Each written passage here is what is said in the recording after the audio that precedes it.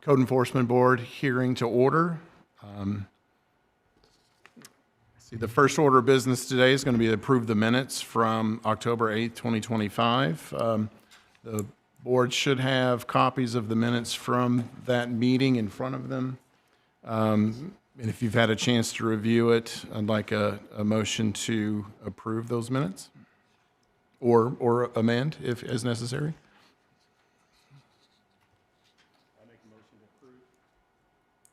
Okay, we have a motion to approve the minutes.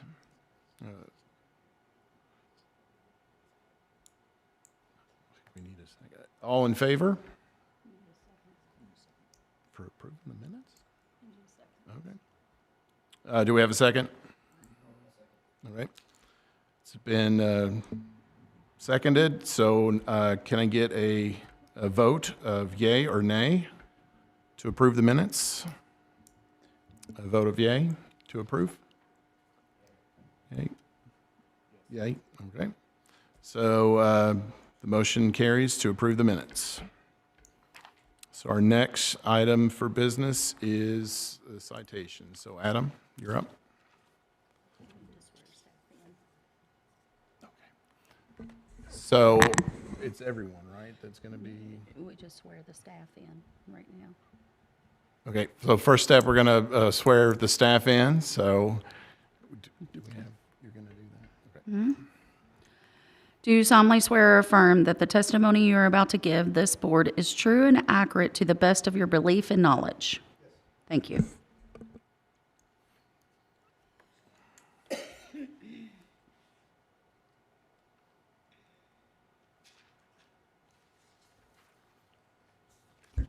So I would like to start, so the first case on our agenda was citation number 829 for 2925 North Highway 53. That citation, after it was put on the agenda, was paid, so that case will not be presented today. The case is still ongoing, but it has been paid.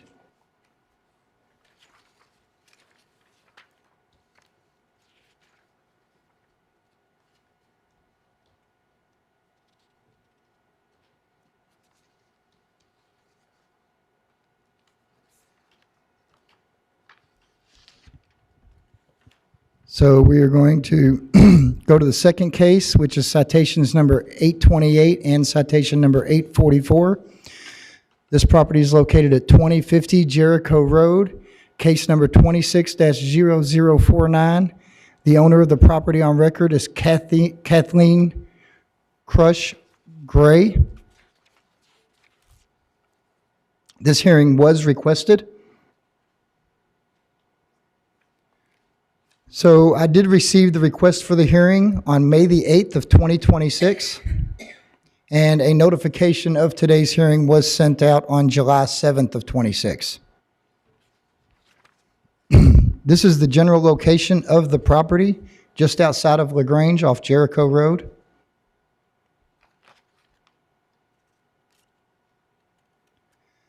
So this is a violation of the Oldham County Nuisance Ordinance, Sections 1, 2, and 3.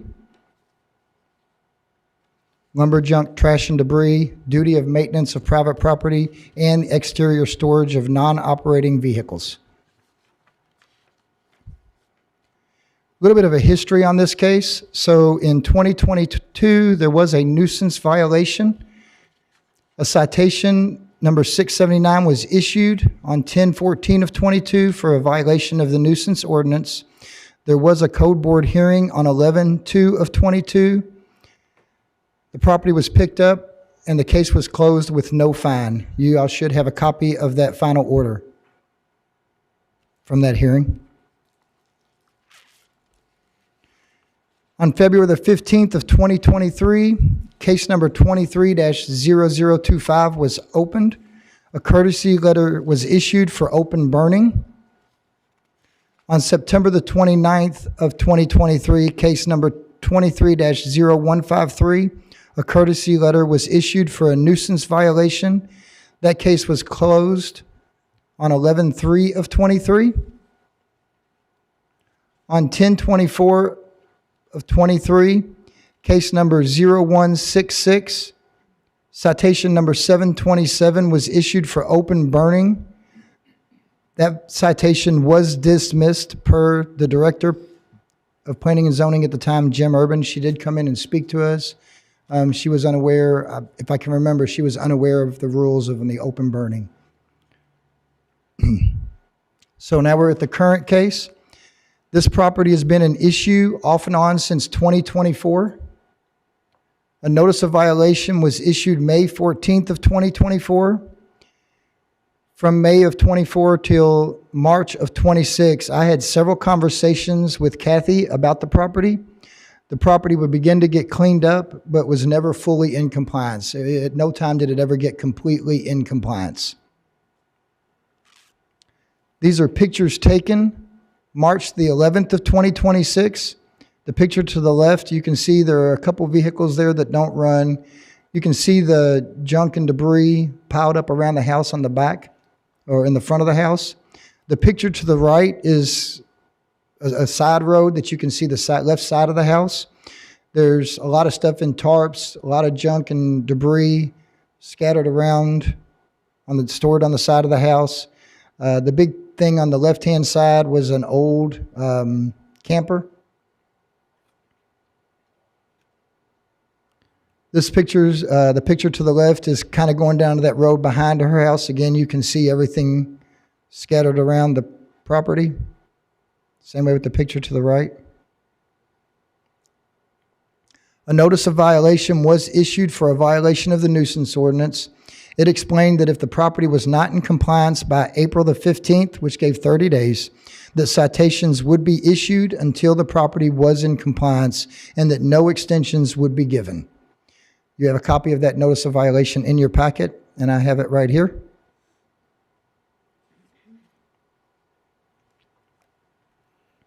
On April the 20th of 26, so this would have been a little over 30 days, I did go out and take a site visit.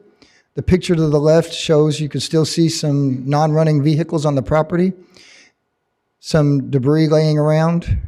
The picture to the right shows the junk, trash, and debris around the back of the property and down the side. A little bit closer up picture of what was being stored on the side of the house. And then the picture to the right is also the side of the house. The camper was starting to be dismantled. There was a little bit of progress being made, but again, it wasn't in compliance. Because it wasn't in compliance on April the 22nd, I did issue a citation, citation number 828, for the inspection on April the 20th. You should have a copy of that citation.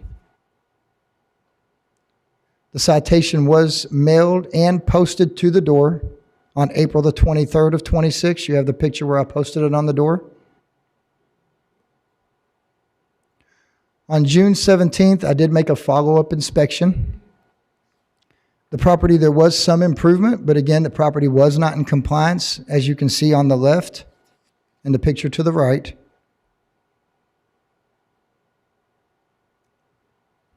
Couple more pictures, some improvement, but the property was still in violation. I did issue citation number 844 on 6/23 for that inspection on 6/17. Copy of the citation. It was posted on the door leading into the house and mailed.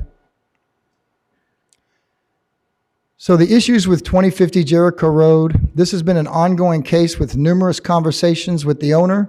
The property is constantly in violation, and our office has received complaints for years. The property is an eyesore to the community, and it is a nuisance. The property needs to be maintained at all times and needs to be completely cleaned up and kept in compliance. This is a current picture as of about 2 days ago. I drove out there. It has been significantly improved. I will have her, I haven't had a chance to talk to her after taking this picture. There is still the vehicle on the left. I don't know which ones run, which ones don't. That's something that when I go out to do an inspection, I usually try to talk to them and ask. But this is a current picture. This is the side of the house. There's still a little bit of storage, but definitely much more cleaned up. A lot of progress has been made, so I have not issued a citation for that visit. because of the amount of improvement that was made from my last site visit. So in conclusion, the property has made significant improvements since my last citation, but it is not complete as of today. I'm requesting the board to uphold both citations in the amount of $400 and require the homeowner to pay half due to the length of time that this case has gone. If not paid within 30 days from today, a lien to be placed on the property. The remaining $200 will be held in abeyance and will not be owed if the property owner and the property is brought into compliance and no new violations are issued for 1 year. I intend to continue to issue citations if the property is not maintained and if progress does not continue at a reasonable pace. That concludes it, my presentation. Are there any questions?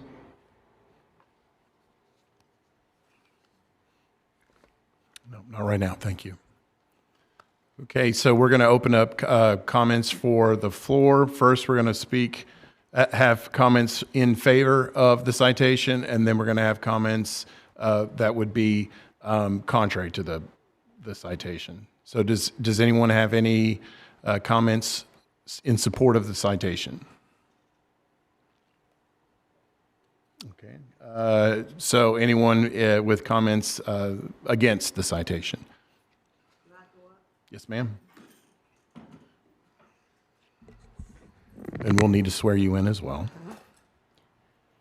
Do you solemnly swear or affirm that the testimony you are about to give this board is true and accurate to the best of your belief and knowledge? Yes, ma'am. And I just need your name and address. My name is Kathy Lewis, and I proceed at 2050 Jericho Road, LaGrange, Kentucky. Thank you. My aunt bought the property as an auction. When we got the property, there was old cars. That camper that he was saying was already on the property, full of junk. A lot of the debris and the wood and everything else he mentioned was already on the property.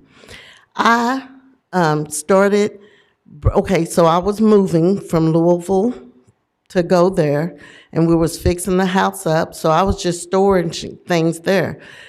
All that wood that was there, I didn't know that you couldn't burn, because I grew up in Oldham County and I lived on 2575. We lived on Forum and we used to burn all the time. So I said, some of this junk, don't worry about it, I'll just burn it. Well, when I was out there burning, the fire department and the little guy came and said, you can't burn this kind of stuff. And I said, oh, okay. And he said, but you can burn wood, trees, leaves. And I was like, okay. I said, wood? He said, yeah, old debris, whatever. So it was some old furniture already there, wooden chairs and stuff. I started burning them the second time. And then the same thing happened. Oh, you can't burn. Well, I didn't know, so I did go up to Adam, and I was like, what can I burn? What can I burn? We burned all the time, and he explained, and you see there's no more burning problems. Now, as far as those cars, one car, if y'all go back to whoever lived there before me, was already there. I don't know who owned the car. I don't know what's going on with the car. So Adam, when he came out and was talking about the old cars, the white car that you see up there is my son's. When he went to UK, well, he got a degree, he bought a new car. Now we can't find the title or the keys because it's already 6 years. So I've already called Frankfurt now to try to see how to get the title and keys to that car. The brown car is my aunt's car, and all I gotta do is just drive it up there and put it in her driveway, and I am. The red truck, the van, is mine. It works. I got insurance, I got tags, everything's okay. So those cars. The one that I don't know, they did tell me I can get a title because, it's been on my property for so long, and I can get a key made, which I will. Now, the first time Adam came, like I said, I had just moved from Louisville to Oldham County, and I was just putting the stuff over because I already got moved this other people's stuff. Then I was like, okay, let me get everything together, and I'm staying with my dad and my aunt until I can get this house together.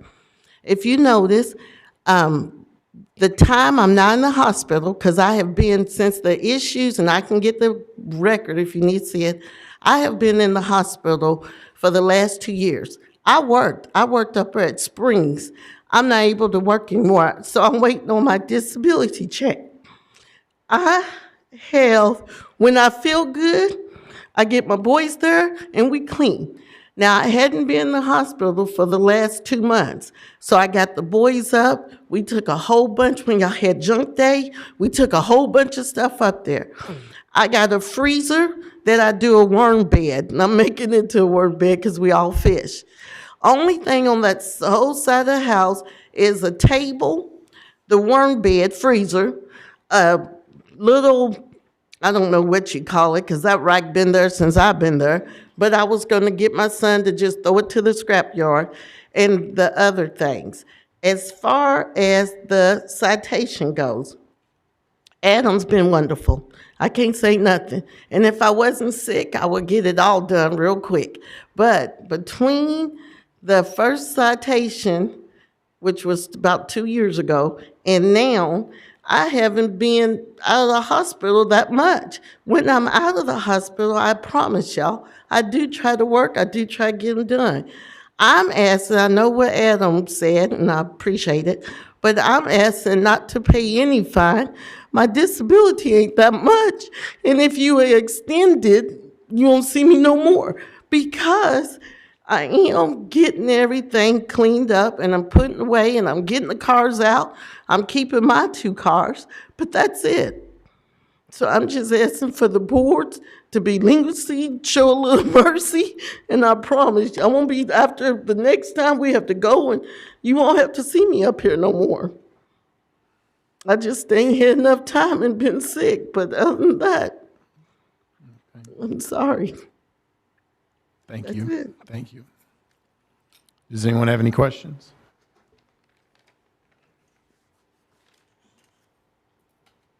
No questions. So we have some procedural matters that we go through every time we do this. The first one is dealing with the whether the citation was issued properly. I'd like to open up for discussion of the board with that. Yes, ma'am. Open discussion, or go ahead and follow the motion. File a motion. Okay. The motion was made by myself and seconded, I need someone to second it, that the citation was properly issued, starting on July the 7th, according to the letter. Yeah, I'll second that. Okay. And the respondent requested a hearing to contest the citation within 14 days of the issuance, and was notified of this hearing and is present at this hearing to contest this citation. Okay, so we have a motion and it has been seconded. All in favor, say aye. Aye. Aye. All opposed? Okay. So the second procedural item that we take care of is dealing with the violation itself. So I'd like to open the board up for discussion on the violation and the evidence that was provided.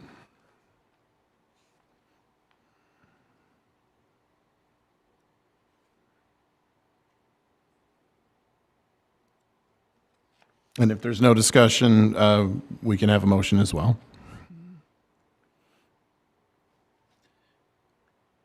I'd like to say, I mean, it's pretty evident that we've seen progress.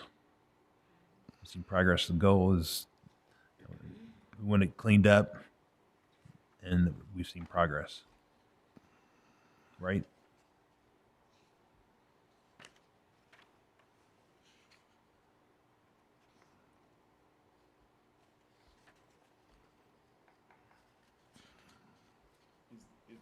I'm sorry. Okay, I'll go ahead and make a motion for the nuisance ordinance. The motion was made and seconded that a violation of the Oldham County nuisance ordinance was committed because the condition of or use of premises was detrimental to the property of others or causes or tends to cause substantial diminution of the value of other properties in the community. The storage of any of the following: junk, lumber, limbs, trash. Oh, thank you. Debris, appliances, containers, furniture, and equipment. A second. All right, we have a motion and it's seconded. If I may, do you find that the violation was observed by the officer and or there is substantial evidence in the record that the violation was permitted to exist? I do. Thank you. So it was A and D. Thank you. Apologies. Let me repeat for the record that I had asked if there was a motion also that the violation was observed by the hearing officer and there was substantial evidence in the record that the violation was permitted to exist. And she responded in the affirmative. I believe we have a proper motion. Okay. And that was seconded, so all in favor, say aye. Aye.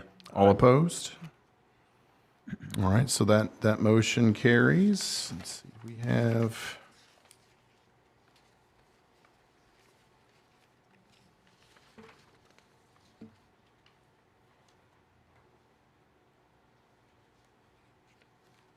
Let's see, it's 8:28.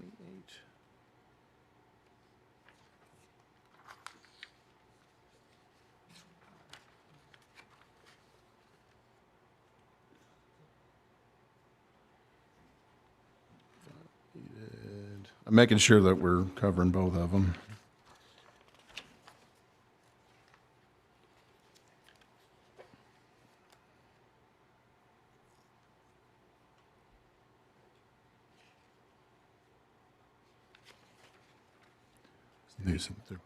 Oh, I'm making sure that, because it has in here that there's, for the zoning, and that's not going to be applicable, and then other code, that's not going to be applicable. No, I believe we'd move on to the determination of penalty.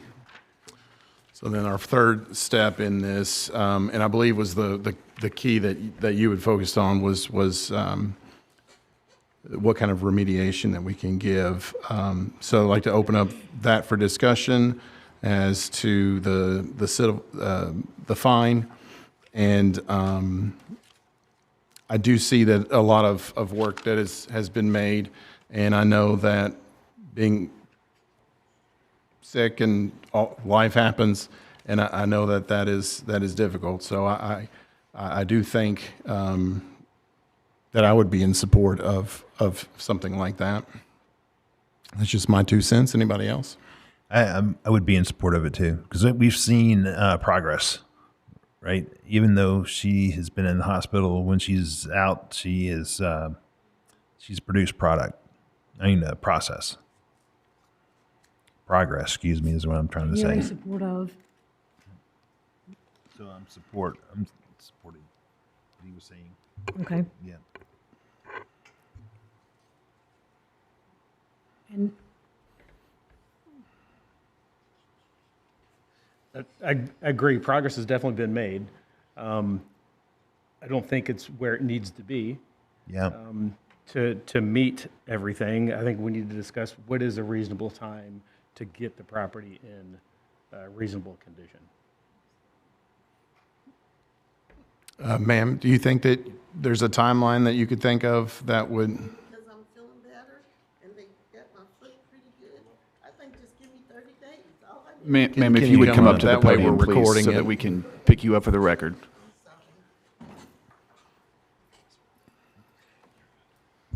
They said 2 weeks it takes to get the titles to me. As soon as I get the titles, I'm calling Lulu or who else his name, because he's the one who told me I gotta have a title and the keys before he could tow them off my land. So I said, give me 30 days, or what, as soon as I get my titles in, and I ordered them last week, so they should be coming in around this week. Just 30 days, y'all, I promise I can get them clean. Is that enough time, or would you say to err on the side of caution, you might need a little bit more time, or Well, is maybe- 30 days a good number for you? Maybe 60, yeah, it's about at least 2 months, but I'm gonna try to have it done in a month. So you're, sounds like what you're asking is that you can get your property in compliance and keep, and And it'll keep maintain in compliance by the 60 days. Yes, sir. All right, cool. Thank you. Thank you. Thank y'all. So, well, we need to make a motion, so, yes, ma'am, you have a motion? Well, I do. I am looking to issue, or to request to issue the remedial orders for 60 days to have all of the property in compliance. And if the property is brought into compliance, then the fine would be held in abeyance. Thanks. If the property is not brought into abeyance, then it would be back to the $200.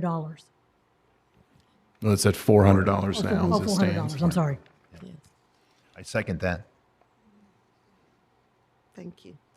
So we have a motion, it's been seconded, to hold the citation or the fine in abeyance for 60 days so that you can get it into compliance.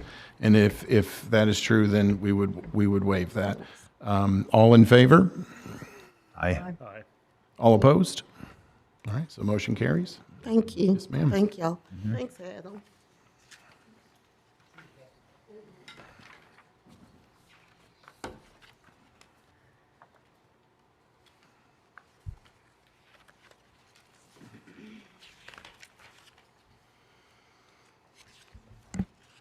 Okay, our second case.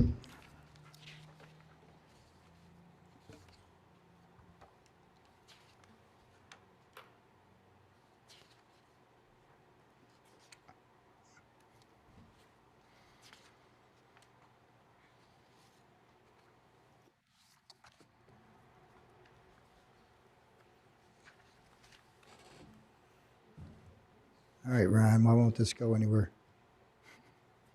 Here we go. So our second case is citation number 834. This is the Glen Oaks Country Club, 10601 Worthington Lane in Prospect, Kentucky.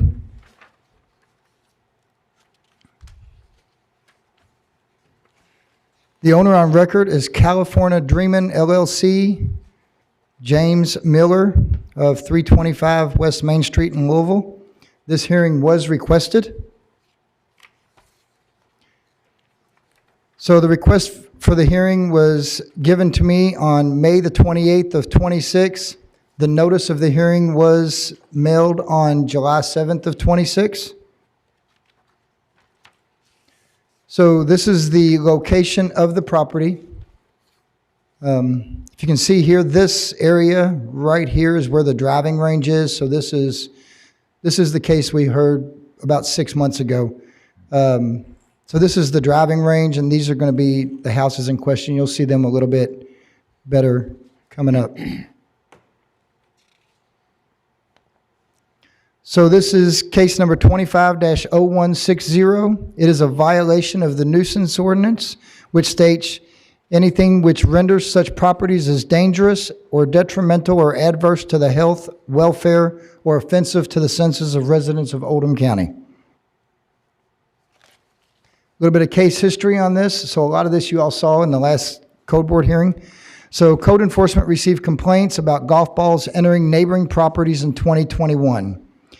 It doesn't appear a case was ever opened, but there was dialogue between code enforcement, planning and zoning, Glen Oaks Country Club, and several neighbors.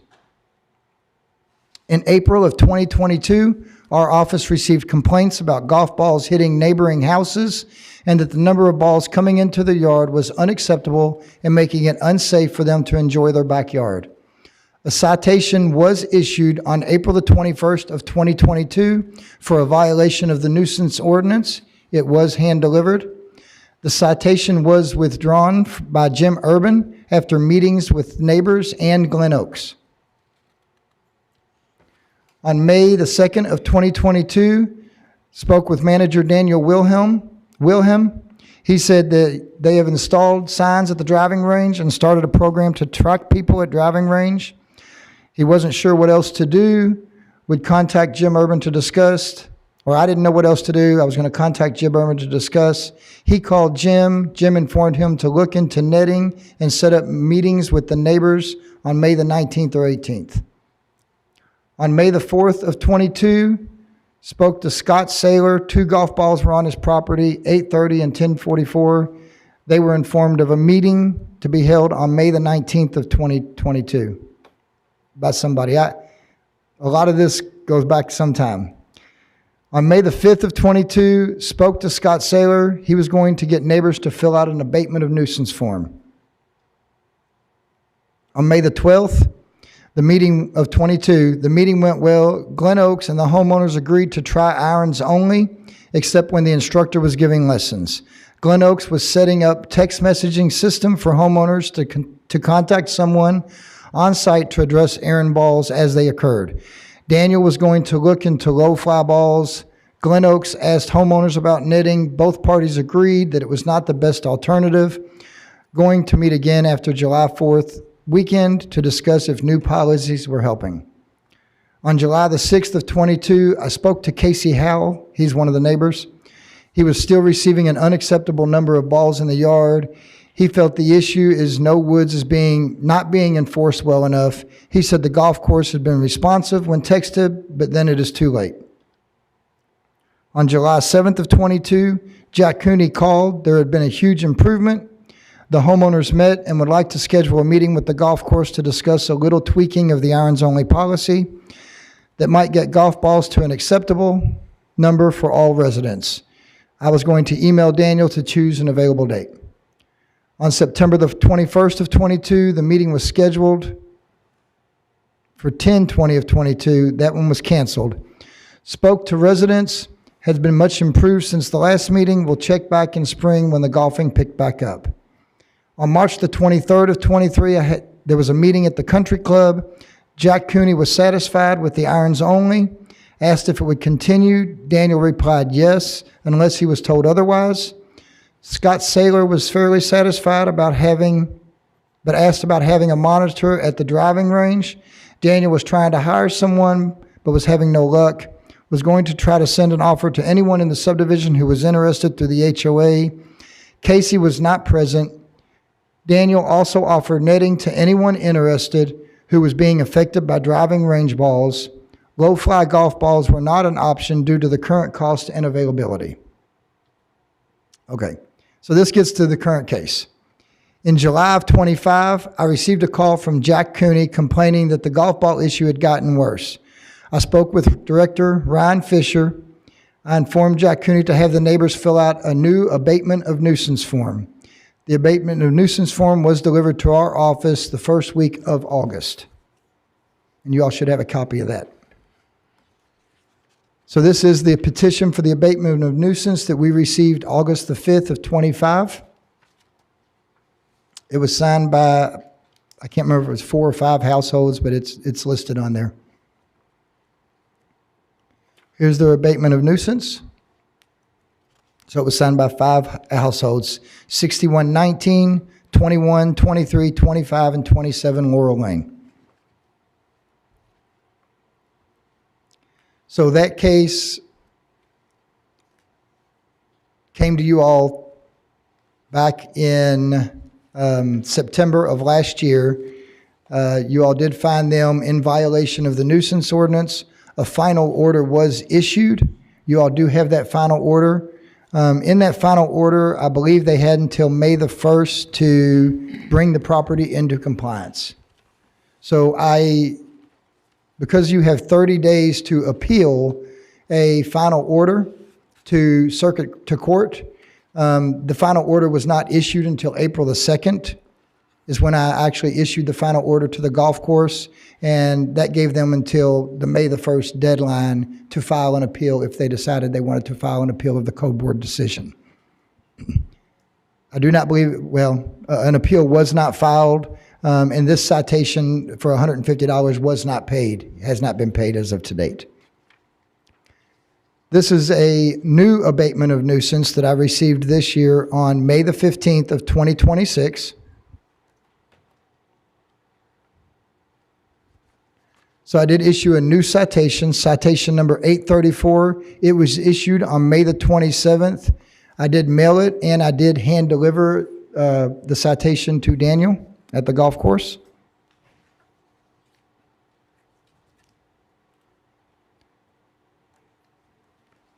Daniel did request the hearing at that time. The notice for the hearing was mailed and posted in the Oldham Era. So since mailing the citation out, since that citation, I have received an addendum to the abatement of nuisance and these photos. These photos, and I'll have the one of the homeowners that had this damage, they can go into these a little more, but these are some photos that he sent to me.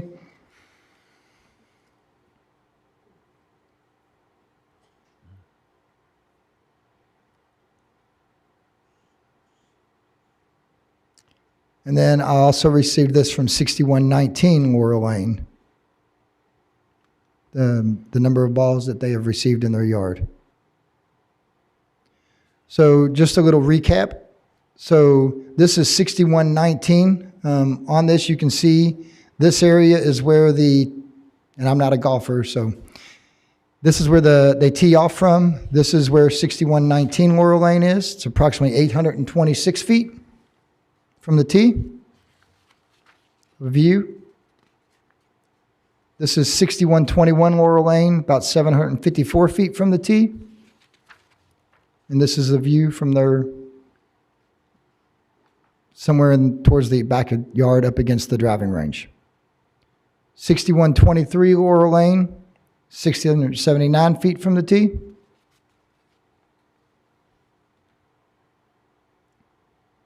(6125) Laurel Lane, 613 feet from the tee.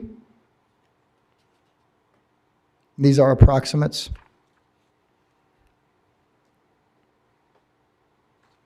6127 Laurel Lane, approximately 541 feet from the tee. The picture to the left shows when I took the tee box pictures, and again, this would have been in 25. And these are the 5 properties that filled out the original abatement of nuisance. The current citation that you all are seeing today, citation 834, was only filled out by 2 homeowners, which would be these 2 homeowners right here, I believe. Let me go back up and check.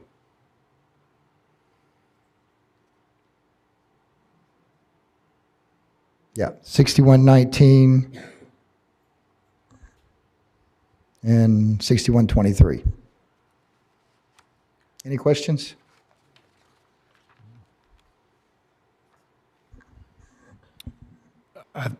I do have a question, Adam.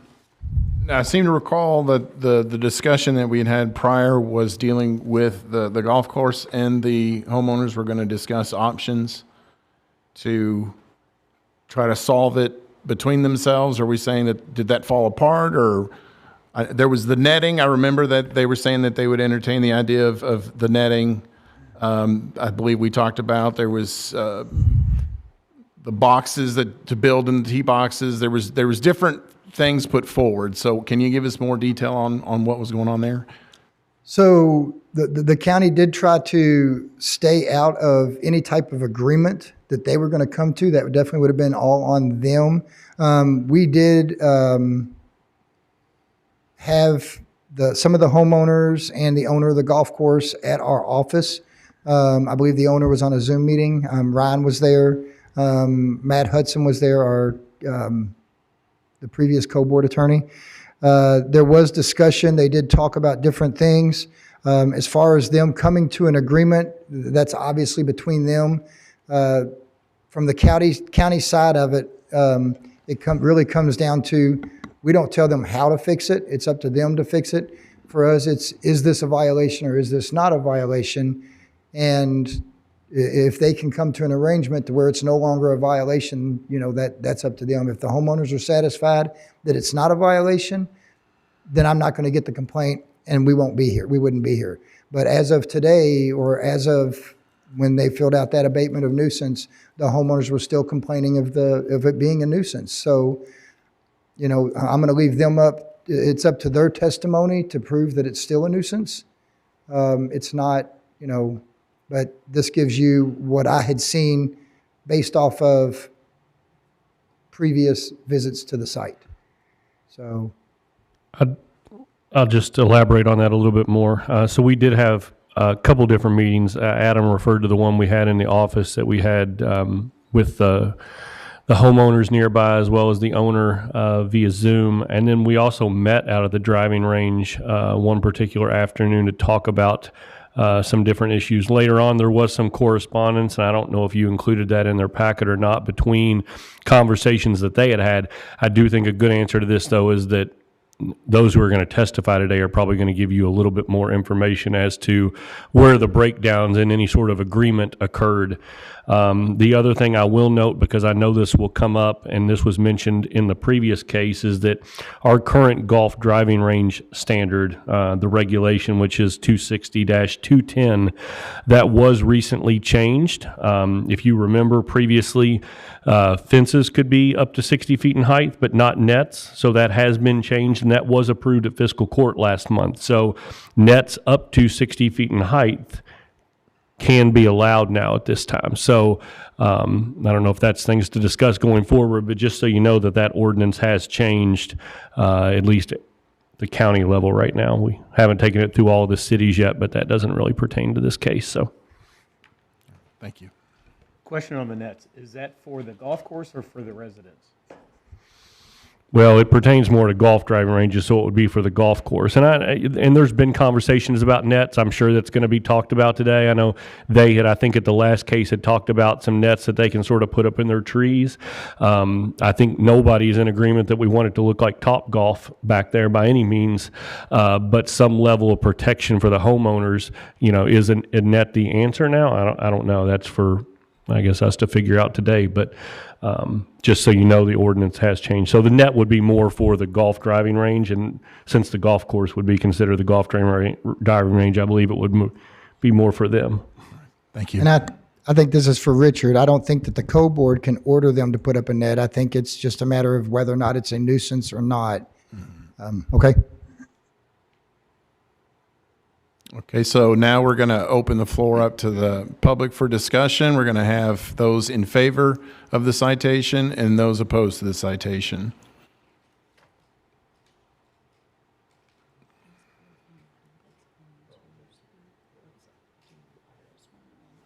That's a good idea. And so if there's anyone that's going to speak, if you could kind of move forward and we'll get everyone sworn in all at once. That way we'll shorten the time a little bit.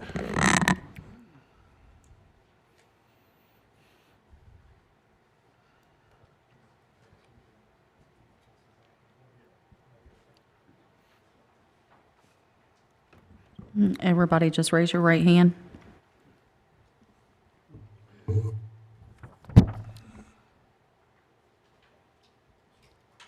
Is he going to speak? Are you going to speak, sir? If you're going to speak, please raise your right hand. Do you solemnly swear or affirm that the testimony you're about to give this board is true and accurate to the best of your belief and knowledge? Thank you.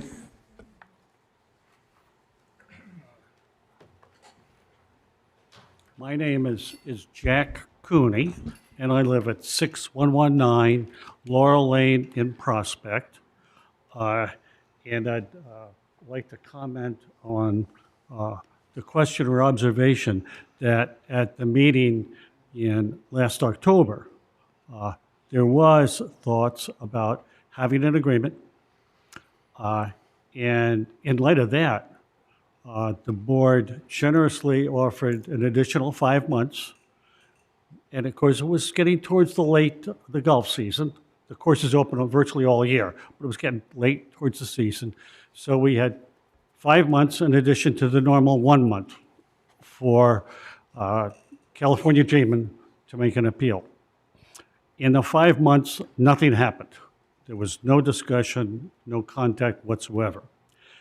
At the 1 month point, where there was going to be 1 month left, discussions did start right away, as referred to earlier.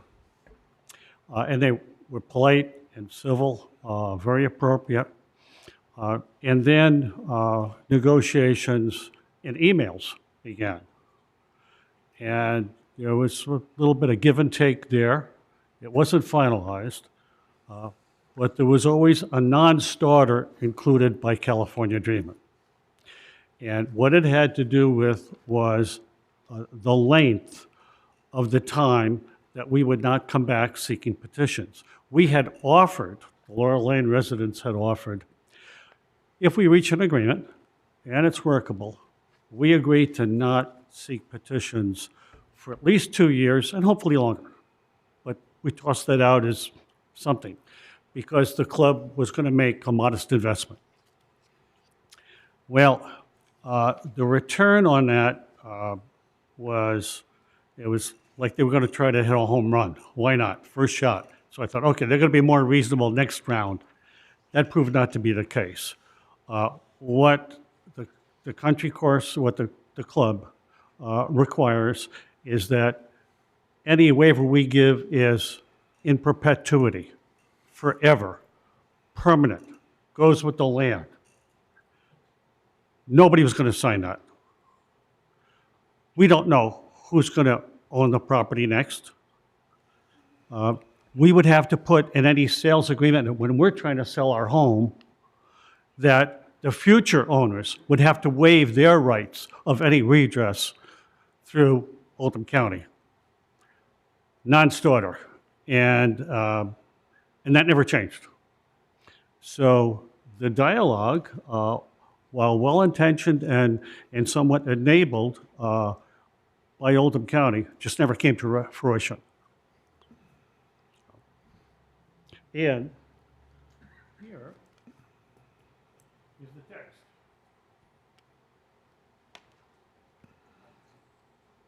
And it's on the last page, the last item on the last page. And these are emails going back and forth between myself, and as the secretary to the Laurel Lane residents, and JD. And again, I'll direct your attention to the last page, the last item.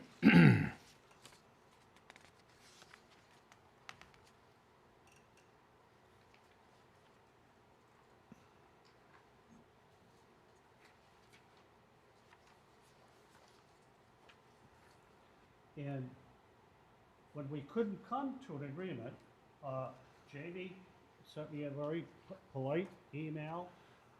Sir, if you would step back in front of the microphone so that we pick you up properly, thank you. When we couldn't come to an agreement, Jamie sent me a polite email saying that he did tend to appeal. So, and that was the end of the dialogue. Okay, thank you. Does anyone have any questions? So what was some of their solutions? They said they're willing to invest $10,000. Does it say in here what they were willing to do with that $10,000 to protect your home? Yes, they offered initially to spend up to $10,000 on different items, but it really came down to putting up a screen that might be, this is my estimate, 20 feet high or so, and it would hook into some trees, existing trees. I think the club may have learned later on that it was going to be much more expensive than that. So we never did get into the details about what the promised $10,000 investment would go towards. No other solutions were recommended by them? I'm sorry. Were there any other solutions to protect your homes besides possible nets in your trees? Okay, netting is a challenge. My home, I'm of those Laurel Lane residents who have signed petitions, mine is the furthest away. And I have very large trees. I've got a mulberry tree that's over 100 years old. It's very high. And that does give me a lot of relief. But there are balls that come over that. There are balls I'll find in my front yard. Not many, but I do find them there. So it just wouldn't be viable for our homes. Do you have a recommended solution? Just curious. What would be your recommended solution? Yes. What has helped over the years, and has helped earlier this year, is when the tees are on the far side away from our homes. When the tees are on the far side, that's probably the best thing for us. The next best, hopefully in addition, and it was true for a while, was going to irons only. Because irons, generally speaking, don't hit balls as far, and generally they're more accurate. So that precludes woods, the traditional woods. Yeah, that has been our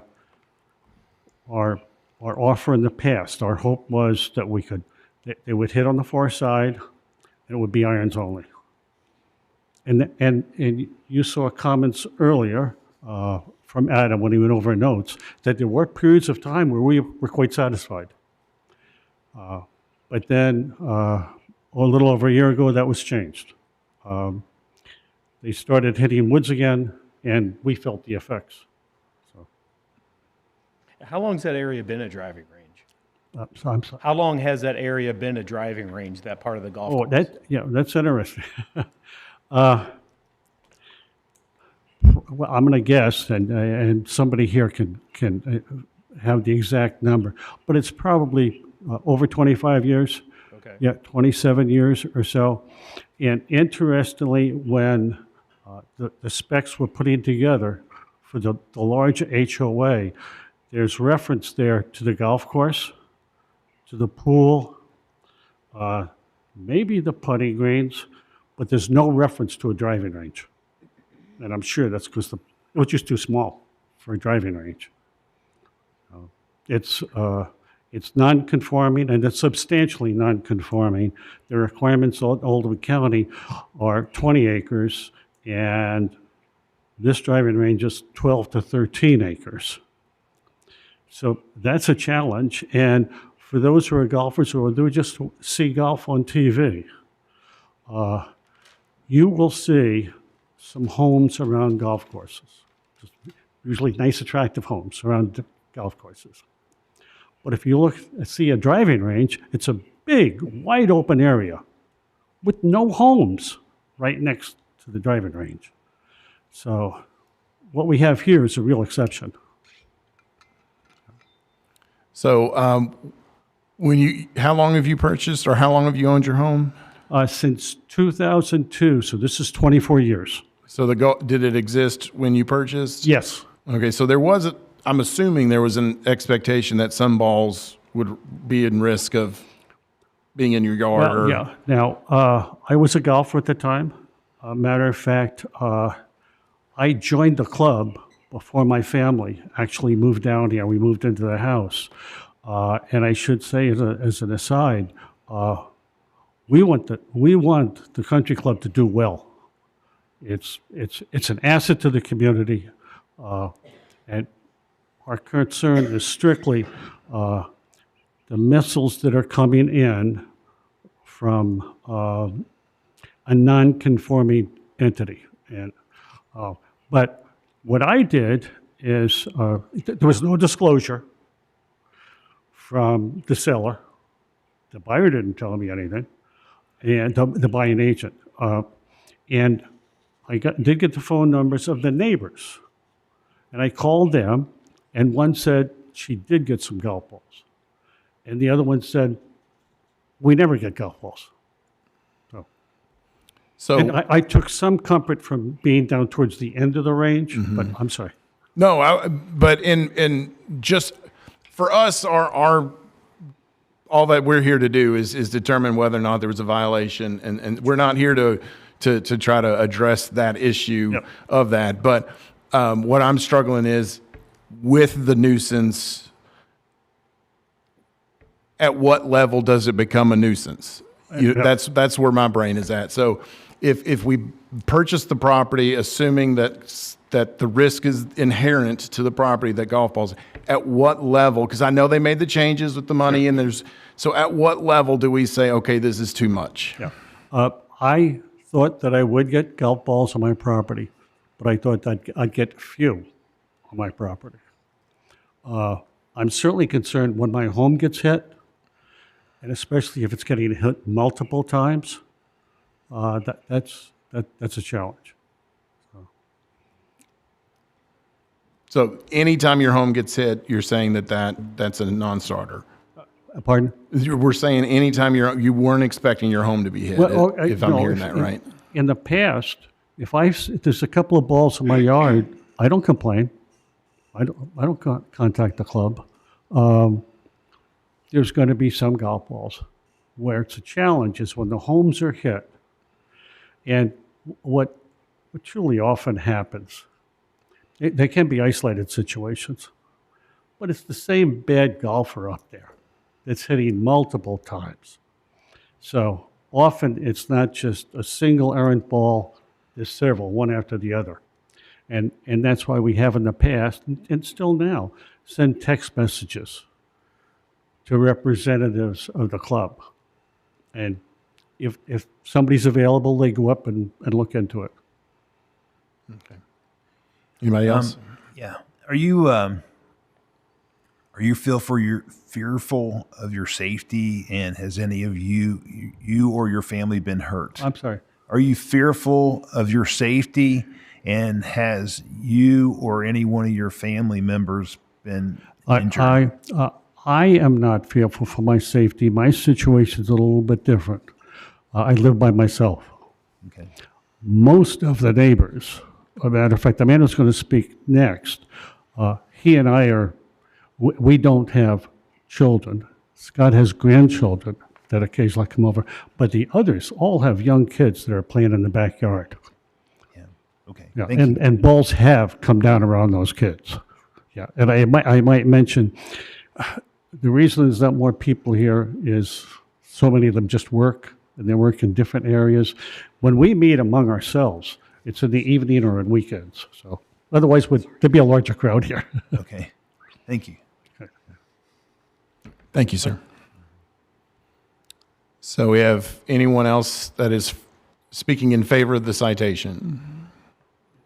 Okay. Is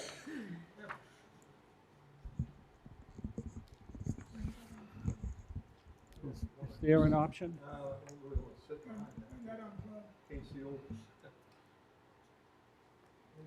What is an option for? Can we have Tom come out, please?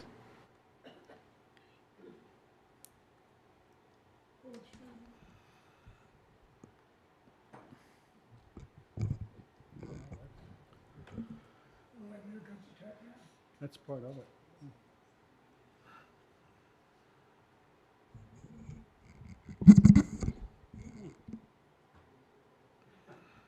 There you go. Yeah.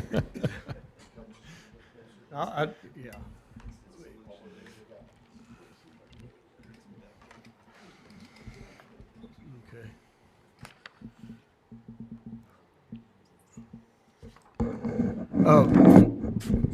Sorry, before I get started, the reason, Yes. Sir, we need your name and address I'm first. sorry. I'm Scott Saylor, and I live at 6123 Laurel Lane. Thank you. The reason the last complaint was filed, was only signed by 2 people, was because the complaint clearly states up there it only needs to be signed by 2 people. So, but all the neighbors know, and all the neighbors have been received copies of that. So it's, and then as Jack spoke, all the neighbors except he and I have young kids, and they're, you know, I'm sure you guys know what it's like in the summer with young kids. And so that's what that. So I've given, you know, I've passed out a thing of my testimony here. So I'll just start. I want to thank you for the opportunity to testify today. My wife, Robin, and I have been Oldham County and Glen Oaks residents since 1999. So of all the neighbors, I've been here the longest. The last time we met, I testified that my property had been struck 272 times that I knew about, with balls hitting the house, automobiles in the front driveway, balls landing on Laurel Lane, and near misses on residents themselves. That number has since grown over to 300. I personally have records going back to August of 2019, and I know of a former resident who has records predating that. A few years back, when we first got the county involved, we had a meeting with Jim Urban and Adam Bear, and also in attendance was Daniel Wilhelm representing Glen Oaks, and of course the Laurel Lane residents. The ultimate result of that meeting was that Daniel agreed to an irons-only policy. That worked well for a couple of years until Mr. Miller changed the policy, and without notification or warning, the residents were forced to accept the use of drivers. Subsequent meetings and email messages with Jamie Miller have proved to be fruitless. After one of the early meetings, we agreed to set up a text line to alert the club when balls hit our properties. This has not worked, and it seems like the residents are the only ones monitoring the range. Additionally, when we do text of an errant ball, we get the response of on it or on the way up. We get that response within a minute or 15 minutes or not at all. There is no follow-up message given. We do not know if the club takes down a name, address, and telephone number, and if they do, it's not shared with the residents. In the past, Mr. Miller has refused to pay for damages to our property caused by the operation of the range, specifically a dent to the hood of my vehicle and a broken tail lights, and I've included pictures. If a resident comes home from a few days away and discovers damage to his property, who's responsible? Mr. Miller claims that he's not. Just this past month, I had to replace my roof and gutters. I've got included photographs to show the indentations. Was it hail damage or ball strikes? Anybody that's filed an insurance, will know what they always ask that. Ironically, they only appear on the side of the house and the roof facing the range. My wife has been struck by a ball that luckily was slowed down by tree cover. I have had 2 close calls sitting in my front driveway, and our 5-year-old granddaughter was nearly hit in the front driveway. I have personally witnessed several balls landing on Laurel Lane over the years. 13 days ago, on Friday, July 24th at 6:16 p.m., one of the club patrons hit my house 3 times and the Cooney home at least 1 time. This person put 4 balls over 70-foot trees, not caring who or what was in the way, because they knew that no one at the club cared and no one was around to stop them. Jack Cooney and I both texted, and almost immediately, Andrew Dixon with the club responded with coming up. We have no idea what he did or what he found. Mr. Miller has had some success by moving the trees to the far side of the range. The tees to the far side of the range, but he is still unable or refuses to solve the issue. His refusal to do so is irresponsible and quite frankly ridiculous, considering the risk of catastrophic injury to one of the neighbors. We all know, and history has proved, that an irons-only policy greatly improves the issue immediately. Therefore, I ask the board to reinstate the irons-only policy until such a time that the golf club can present a plan to Oldham County Code Enforcement and the residents that is agreeable to all. As I stated previously, residents are not opposed to drivers if your business stays on your property.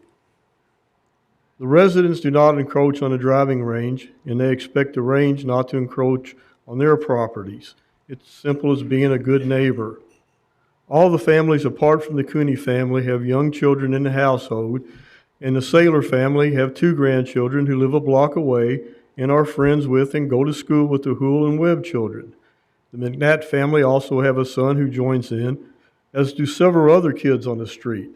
These kids are not safe playing in our yards. When the golf club was first established, there was a variance granted by the county because the land that the range is situated on is too small by approximately 1/3. Our issue with errant balls has grown much worse under Mr. Miller's tenure.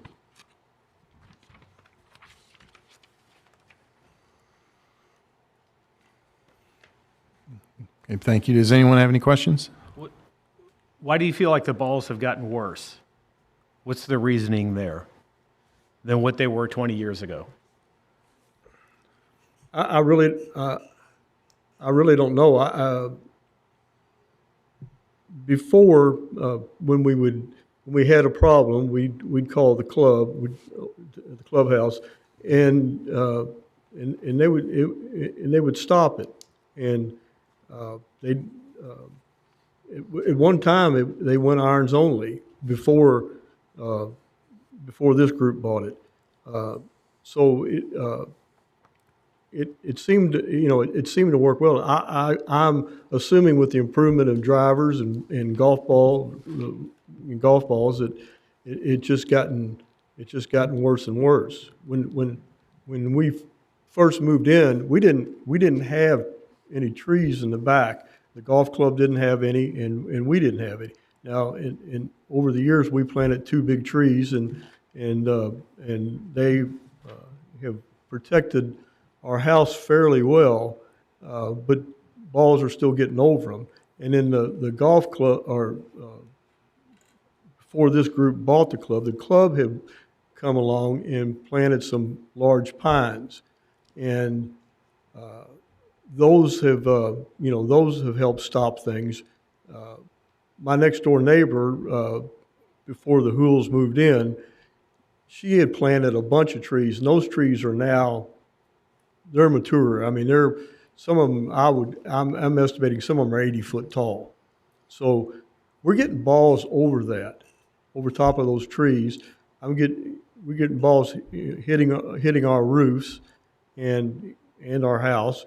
And my backyard is fairly small, so I don't go out there much. I sit out in the front yard, or sit in the driveway a lot, and it's not uncommon to see balls landing on Laurel Lane. I mean, I've witnessed it a number of times, and kids running up and down the street. So I mean, it's just the damage to the vehicles. It's just kind of a danger. It is a dangerous situation.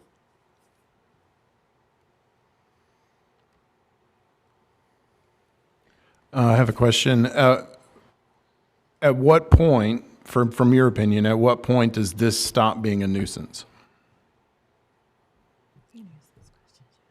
When balls quit hitting our house. I mean, Zero balls hitting your house? Yeah, every time one of those balls hits the house, it's doing damage. It's doing damage. I mean, you look at those pictures, the gutters, we're all banged up. The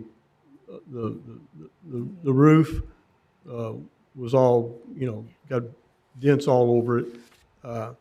So when they're hitting the house, I don't mind a ball rolling up into my backyard, rolling off the course and into my backyard. But when balls like in that picture are up against my house, they've rolled off my roof. And I mean, recently I just had a new roof put on and had to put new gutters on, and I bought gutter guards.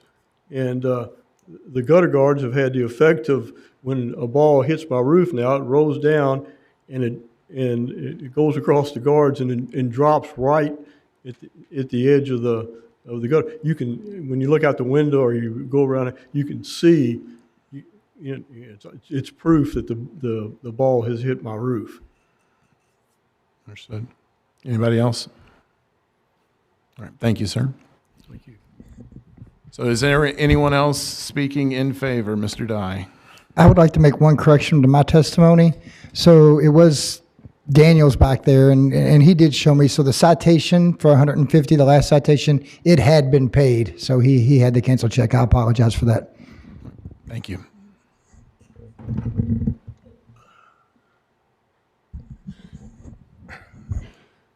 Good evening, Board, Chairman.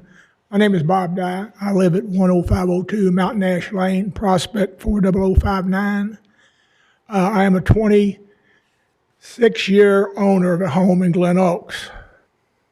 And I, too, have a golf ball problem. And I live probably half a mile from these people.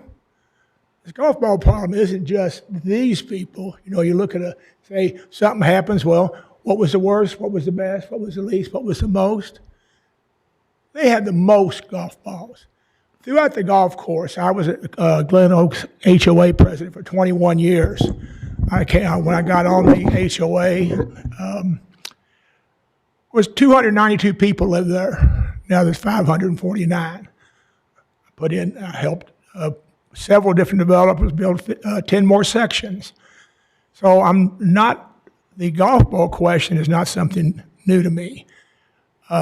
So I'm going to fill in a couple of blanks, and here I'm under oath, so I'm going to go with my memory. So, okay. I used to get calls about people's houses getting hit. They didn't call me and say, hey, something got hit over here. They called me up and said their $3,000 palladium windows knocked out. I said, well, call the golf course. Well, tough. You were supposed to expect golf balls to hit your house. I've heard that hundreds of times. And I can't tell you how many houses or how many palladium windows or type of windows, car damage and all that has occurred over this time. But I do know this much. They did occur. But the golf course has been bought and sold several times. And every owner, from the original to the one they have today, have no interest in solving the problem. They have no interest in solving a lot of the problems with the golf course. You know, I've said this many times, that the Glen Oaks Golf Course is the worst neighbor there is in Glen Oaks. They don't take care of their property. But we're not here to discuss that. Again, the golf ball. Now, I think it's rather ludicrous and disingenuous to think that a guy who, by Jamie Miller himself, he was a pro at Disney World. He knows all about golf balls and golf, and he took us out there one day and he showed us, well, if I can change this to this, and he was cracking the golf balls, and my eyes aren't that good, but I don't know how anybody follows if you play golf, but he said, I can put this golf ball anywhere I want it. But somehow or another, they keep ending up in these people's houses and backyards. And it's like a ghost is out there swinging the club. A question was brought up about, well, why do you think this happened? Well, the course was built over 30 years ago. I don't know how many of you guys or girls up there are golfers, but the equipment's better, the golf balls are better, people are in much better physical shape.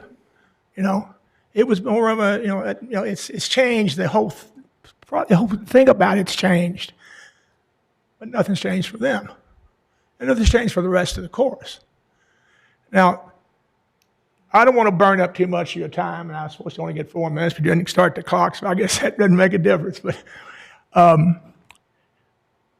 the question's been asked, Mr. Chairman. You've asked it every time, and I appreciate how you ask it. Where do you think the nuisance starts and stops? Well, being a former officer, I was faced with that same question. Do I lock this guy up, or do I kick him in the tail and send him on? We had that discretion as an officer. You know, you just have to see what was the thing that he did was so bad. You're a prosecuting attorney. You see the same thing in court. Well, let me put it a little closer to home for you. Miss Harmon, how are you today? You or any one of the other people in the court. Guy next door to you has got 3 pit bulls. Opens the door up, lets him out of the backyard.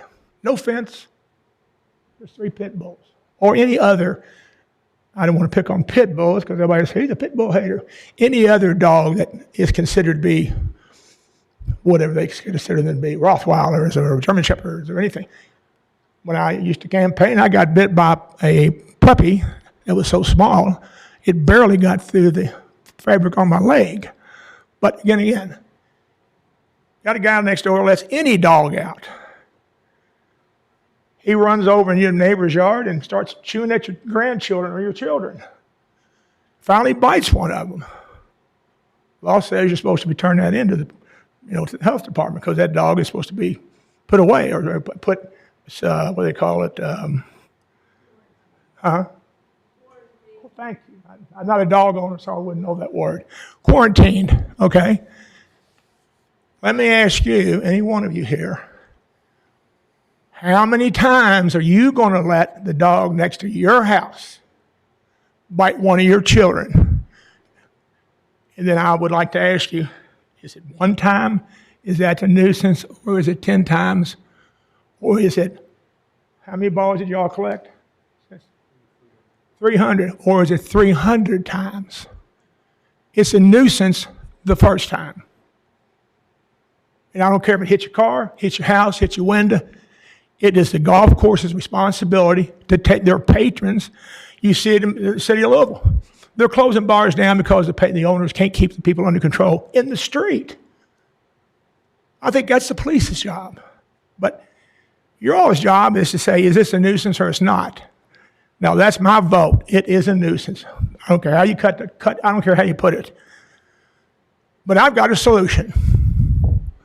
When the golfers come in, they bring their balls in, and I've picked up more than one ball out of my yard, okay? It's just the one I had. I saw it in the garage, and I said, I'll take that. I think I might want to see that.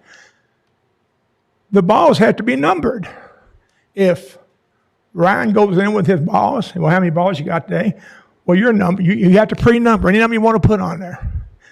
Your numbers, your ball numbers, all your balls are numbered 1, 2, 3. They collect the balls up.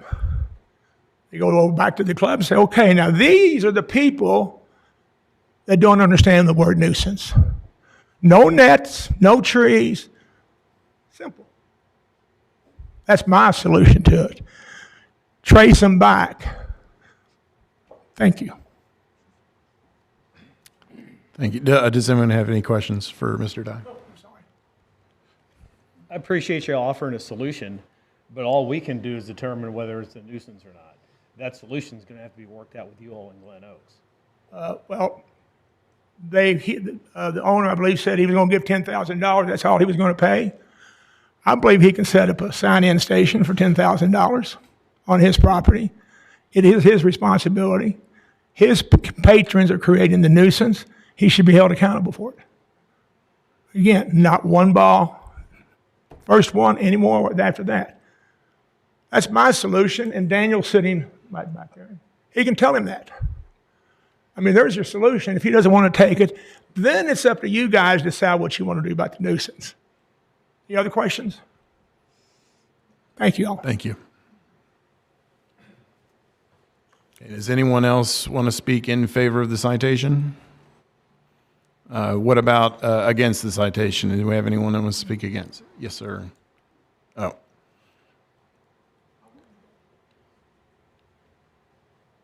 All right, so we have none against the citation.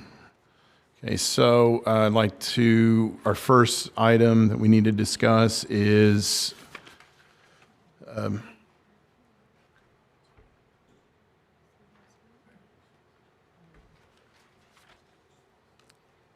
dealing with the citation being properly issued. I'd like to open up for discussion. Okay, I'll do that. The citation was properly issued on May 28, 26, and is the owner of the property and the occupier of the property. Okay, I have a motion, Yeah, in motion. Second. and it has been seconded. All in favor, say aye. Aye. All opposed? All right, so that motion carries. Our second item is dealing with whether this was a violation of the nuisance ordinance. I'd like to open this up for discussion. I think it is a violation because just the danger. Danger.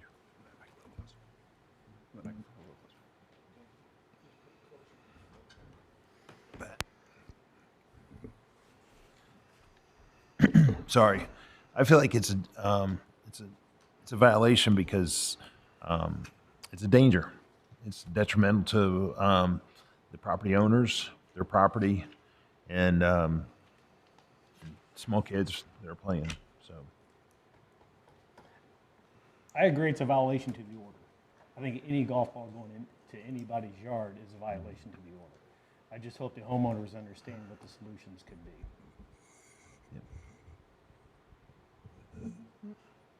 And I would say that, for my opinion, that the reason why I'm asking at what point is it a nuisance is zero is almost an impossibility when it comes to playing golf. Even if you're the best golfer in the world, Tiger Woods shanks ones every once in a while, right?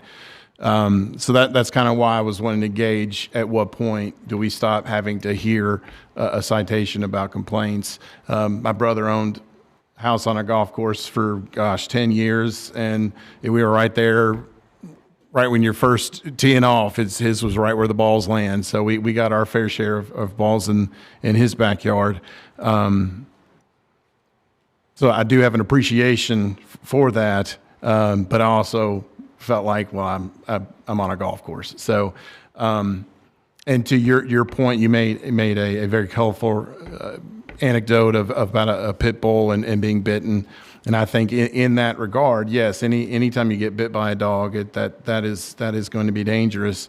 I'd also want to put one forward, is if you're buying a house near a pig farm, and it's been a pig farm for 20 years, and then you buy a house there, and then they decide to ramp up production, and now you have a very stinky pig farm, not just a normal stinky pig farm, that at what point does that become a nuisance? So that's what I struggle with.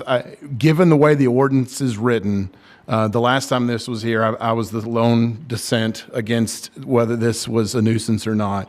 The way the ordinance is written is that if there's any danger, and a golf ball is a danger. So I don't know if we need to revisit, or someone needs to revisit the code for that.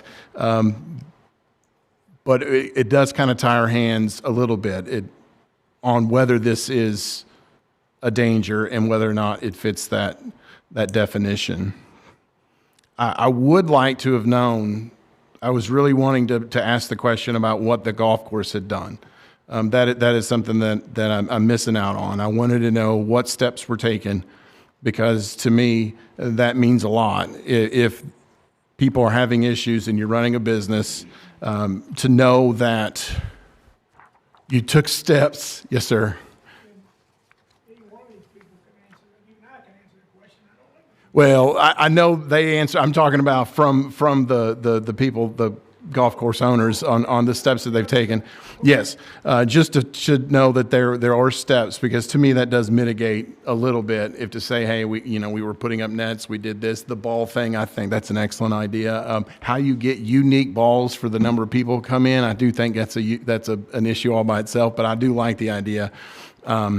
So that's my 2 cents on that. I mean, there was some here in the emails that you shared with us. They did offer to pay up to $10,000. What has the golf course paid so far in fines? I think that they didn't reach an agreement.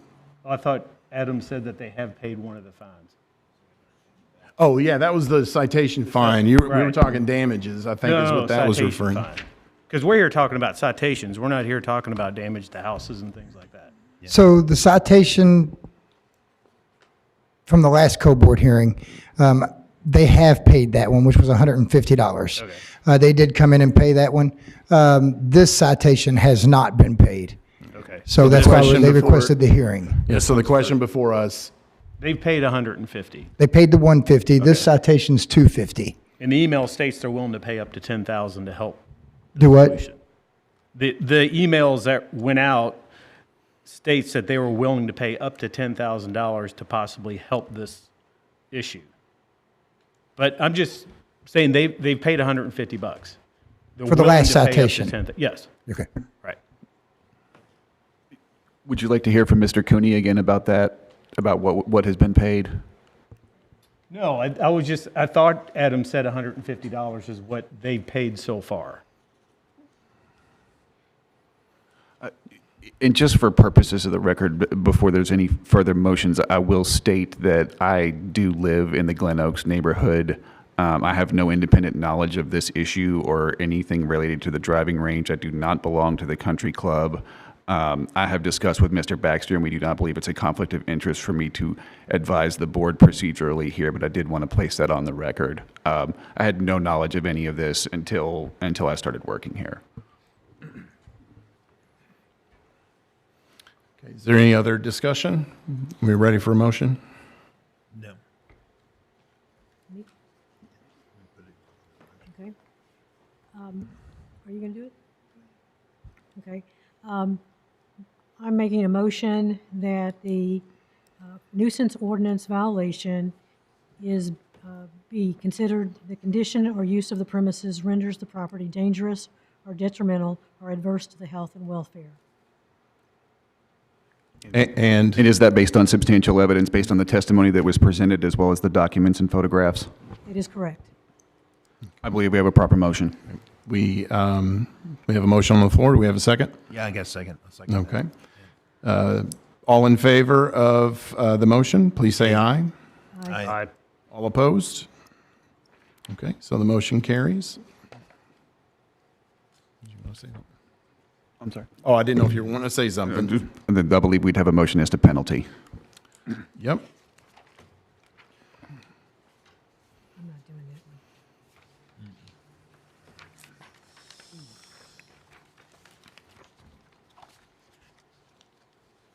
one. And before there's any motions entertained there, I will just echo that, I've reviewed the nuisance ordinance as well as the applicable Kentucky revised statutes, and I'm in agreement with Mr. Byer that, and I think the board understands this, that we're here to vote on whether there has been a nuisance. That vote has carried, and now it would be to recommend a penalty. But I do not believe that this board can determine what remediation is appropriate.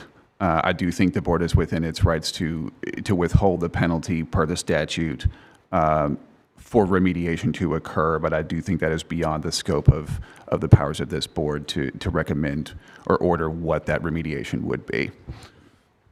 Thank you.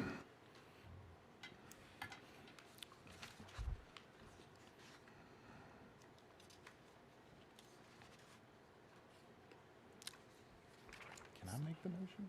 Or is the chair, I can't? Okay. I have a question. So you are telling us that we have the ability to fine, but no suggestions to remedial. Yes, if you look at, and let me pull the correct statute for you.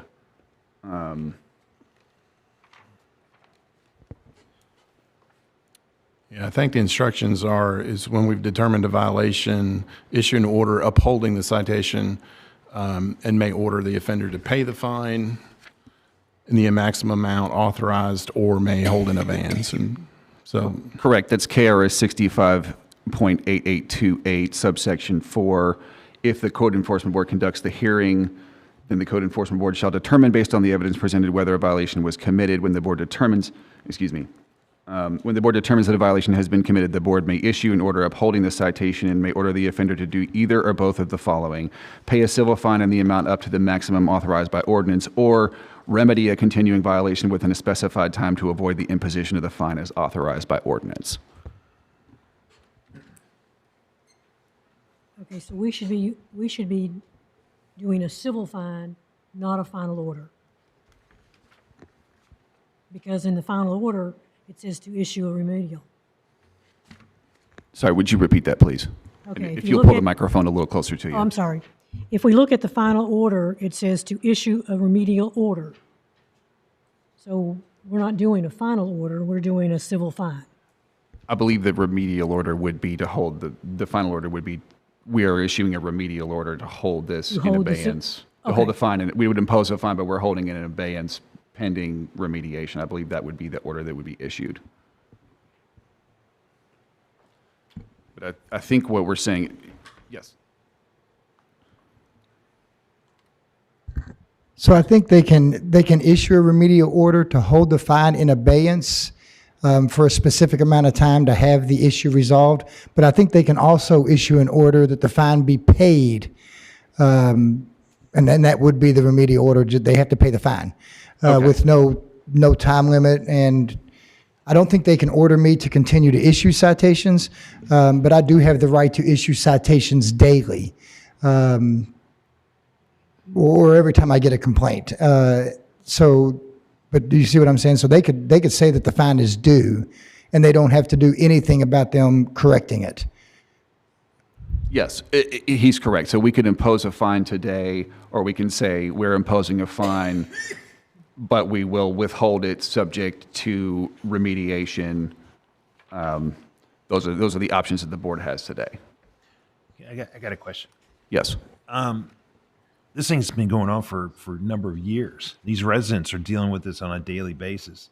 What can we do to make it stick? It seems like a $250 fine or $400 fine or whatever is golf course is no big deal to just write a check for it. So. Well, as far as what the code enforcement board can do, you can only decide whether a violation has occurred and what penalty to impose. Certainly, that's all that this board can do Okay. in this particular situation. As Mr. Byer alluded, he can continue to issue citations for you to adjudicate if they're proved and if the procedure is followed. But as far as what we can do today, we have one citation in front of us. You have found that a nuisance exists. Okay.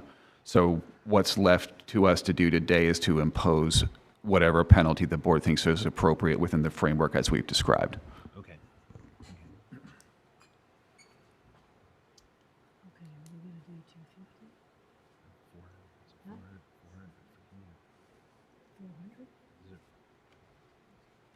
No. Okay, well, I have a motion on the floor to issue the remedial order that we found a nuisance in the amount of $250. And is it your motion that that be imposed immediately? Yes. I second that motion. Okay, we have a motion, and it's been seconded that the violation citation of the $250 be paid and owed immediately. All in favor, say aye. All opposed? All right. That motion carries. All right, we move on to the next item.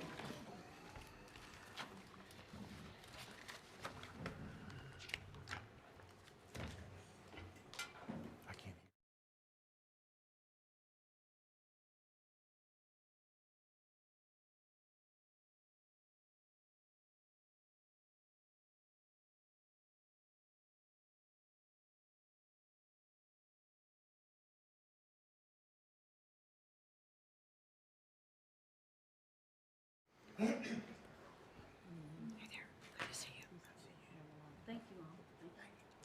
you.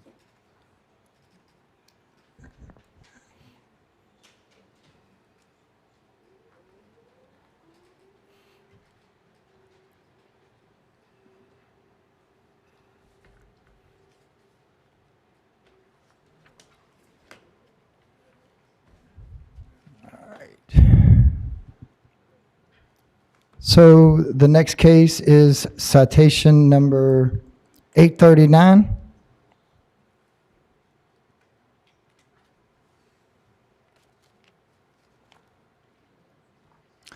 So this is a citation number 839 issued to 4809 Harvest Drive in Crestwood, Kentucky. The owner on record is Ricky and Patricia Hone of 2200 Ballard School Road, LaGrange, Kentucky. This hearing was requested. So this is the request for a hearing. I think you all have that in your packet. We do. I'm not going to read all of this. But this was the request for their hearing. The one on the left is also part of the request for the hearing.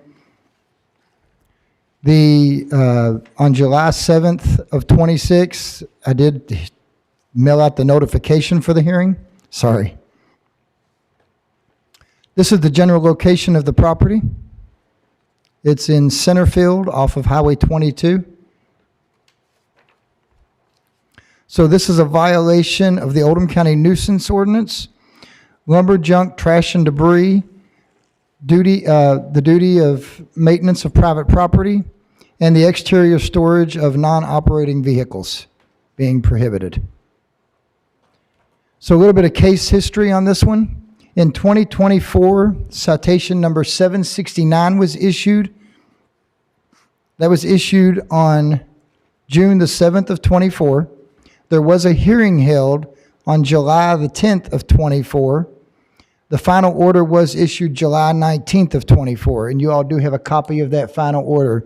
It was also for a nuisance ordinance, for a nuisance violation. There were legal issues involving one of the neighbors, between me and one of the neighbors, and I was advised, until that was resolved, not to continue enforcement on the neighboring property and to stay away from that area until those legal issues were resolved. In delivering one of the final orders,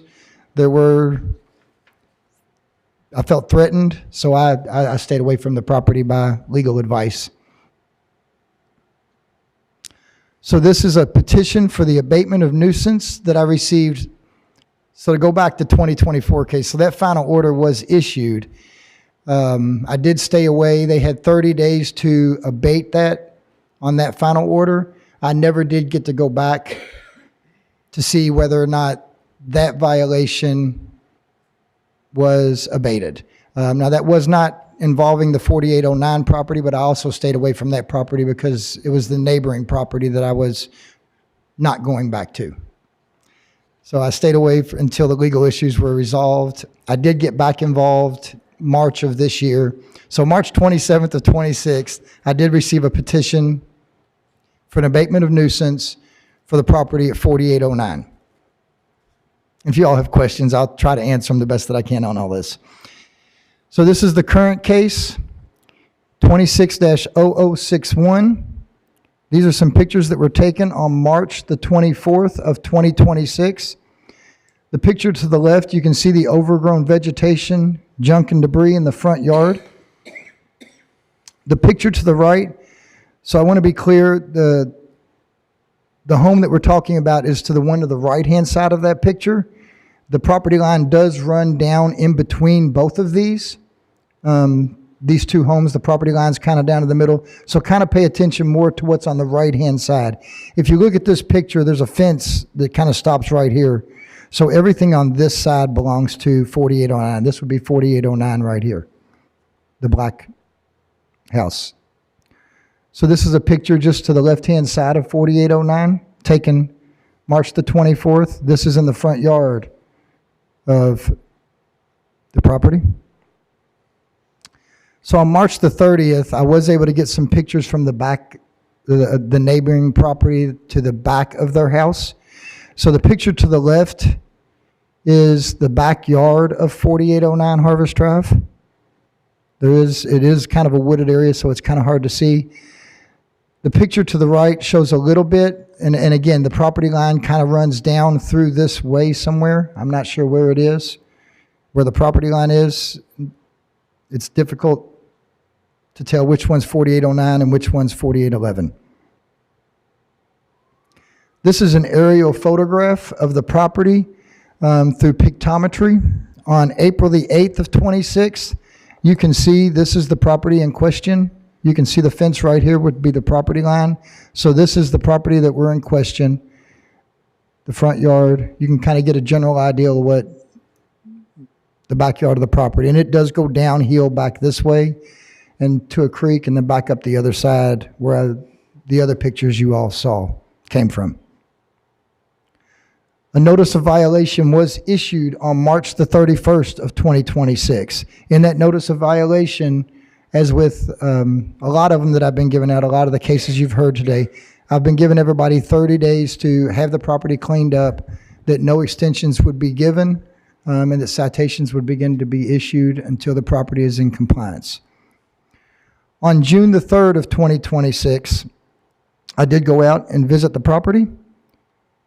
There was some improvement, but there was still junk, trash, and debris laying around the property. In the picture to the left, you can see that trampoline that was in the backyard is now up on the side, leaning up against the neighbor's fence.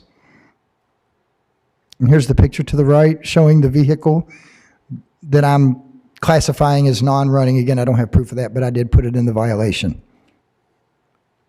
This is a picture of the front yard. The picture to the right, again, if you look, everything to the right-hand side with the overgrown vegetation, the bicycles. So citation number 839 was issued on June the 5th for that inspection that took place on June the 3rd. You have a copy of that citation? It was mailed and also posted on the doorway of the house. So 4809 Harvest Drive issues. This property has had a history of needing to be cleaned up. The owner of the property will clean the property some when notified of a violation, but it does not the property does not stay maintained on a regular basis. There is still junk and debris on the property that needs removed. The property appears to be vacant and in constant need of maintenance. So this is the current condition as of 2 days ago. So the picture to the left, you can see they threw a tarp over whatever was here. The picture to the right, again, the trampoline's still leaning up against the side of the fence. You can see the overgrown vegetation. This is the overgrown vegetation. Right here is actually where the house is. So this is all the overgrown vegetation. This is kind of the driveway area.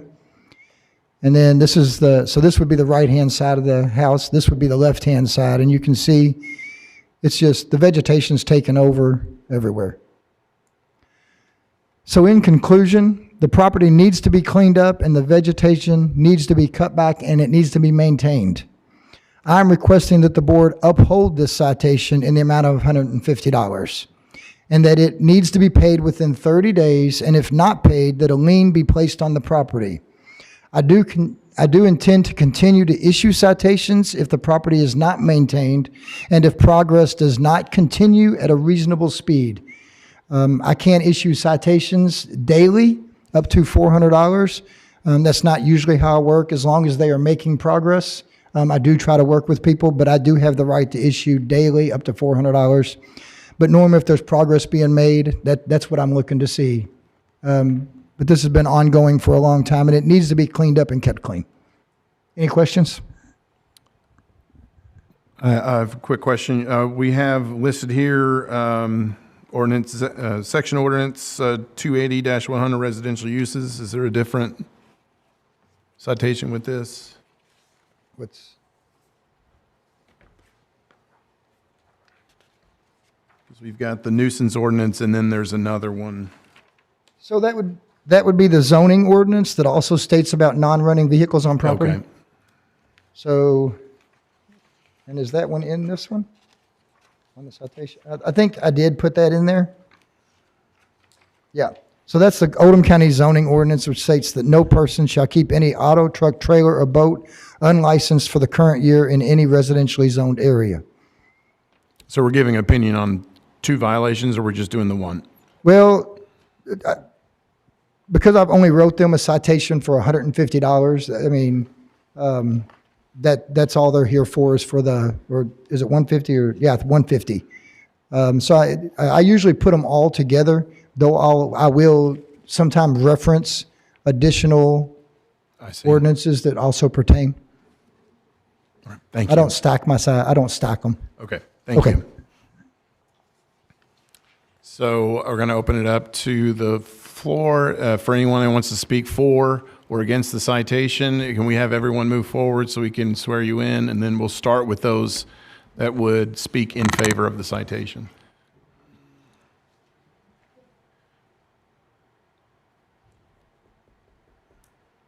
And everybody raise your right hand.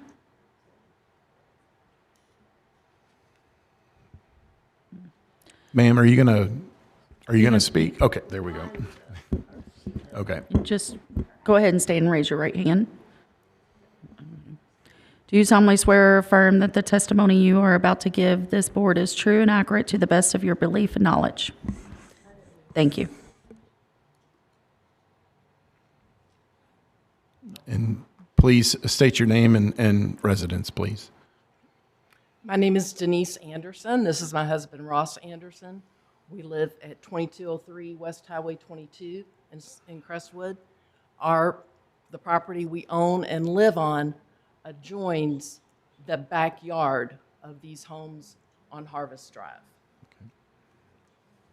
We appreciate the opportunity to speak today, and obviously we're speaking on the nuisance ordinance. I walk from our house to the creek on a regular basis. In fact, I was back there this morning. And for this location, the right point, I apologize. For this location, all I can see from my property is the overgrown backyard. So Adam wasn't able to take current pictures of the backyard, but there's been no change, and it's so overgrown, you can't even see the stuff that's still in the yard. It has not been cleaned up. And so the bottom line, when we walk on our property, we don't want to see any of these issues. And this has been ongoing for years. I actually attended a code enforcement meeting in July of 2024 when there was a citation. Adam's been dealing with this for years, and we just want this taken care of. And we're just tired of it, and we want this resolved and cleaned up. And I do want to clarify for the record,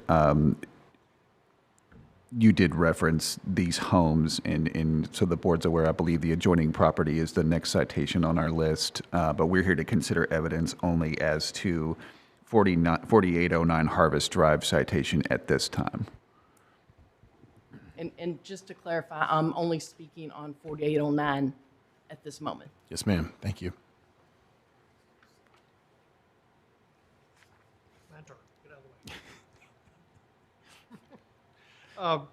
Just to add on to what my wife said, our farm is actually in a wildlife habitat program, actually several of them.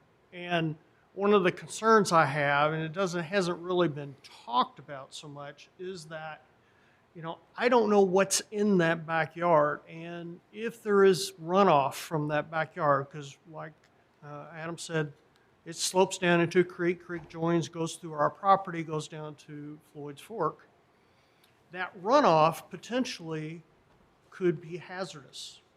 If there's abandoned vehicles, and I'm not saying anything in particular, oil, gasoline, other fluids, not telling what is in that high grass, because we have very little visibility there, that can potentially be a nuisance to our farm, as well as the runoff into Curry's Fork there, which runs on the other side. So, farmers are responsible for that kind of stuff, even if it comes from adjoining property owners. So I have a concern with that. So, thank you. Does anyone have any questions? Thank you all. Yes, ma'am. My name is Patricia Hone. I don't know if you can hear me or not. And I had called Adam because my son got run over by a car. And the first two pictures, this is his surviving. Picture up here, they can see it. That is just of him being able to survive with his life before they could even operate. So, okay. So that's him when he first got run over by the car, and I had to go to Milton, Indiana to find his body, and they were air flight to U of L. And here he is, still on life support system. We had to keep him there 3 days before they knew if he would live or not.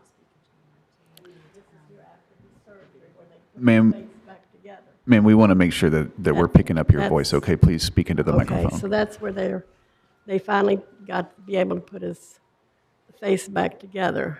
I did ask Adam for an extension. He told me I would have it August 18th, which just so happens to be my wedding anniversary. So I have personally not been to there was nothing back there. There's nothing back there except the creek. I have personally, because of my physical limitations, have not ever been back there. And I know there's nothing back there except an old shed, which I think it has a swimming pool pump in it. But that's what my grandchildren told me. Their farm goes, we're like the 13th or 14th house down, so everybody in that subdivision runs across their property. And then I'm going to show you where Adam takes his favorite pictures. It's from my neighbor's house. Here's their, I don't know if that shows it. Here's deck. And under their back deck, they have all sorts of stuff stored underneath there. And if you look closer, they have their barn pit. And if you look closer, they have weeds and things growing up. And you know what? That doesn't bother me. I don't care. Here in this picture, on the other side of their lot, their fence has fallen down in this area. And this is this more fire pit. And this is where their weeds and things grow up. And they're all the way to the top of the fence at this point. And here's where they have a partially dismantled swimming pool. There's a swimming pool and extra wood laying here. And here's another pool.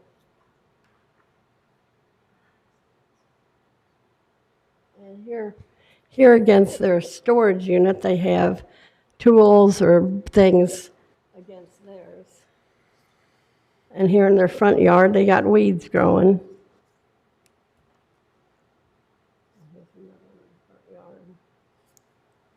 And here's where their fence is leaning up against my dog kennel. And that's where he stands at the top of there and takes pictures of my yard.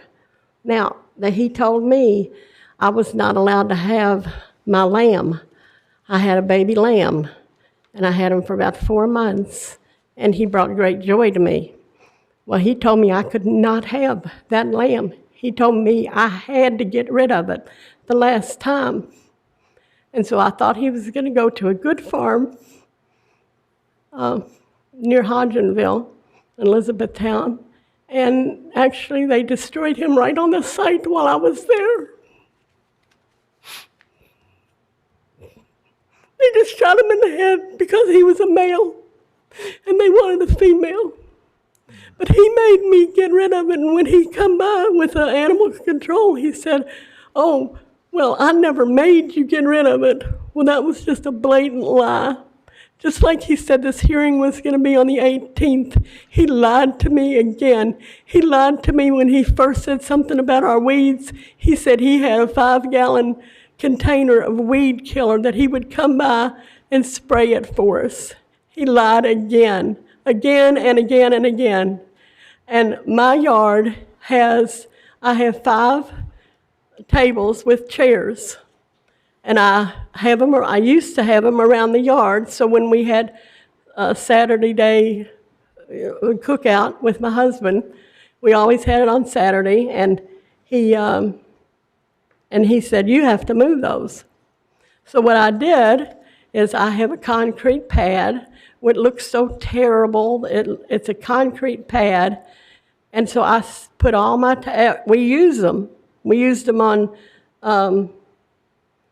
Derby Day. We used them, and I put them all around, and we had the burn pit and everything.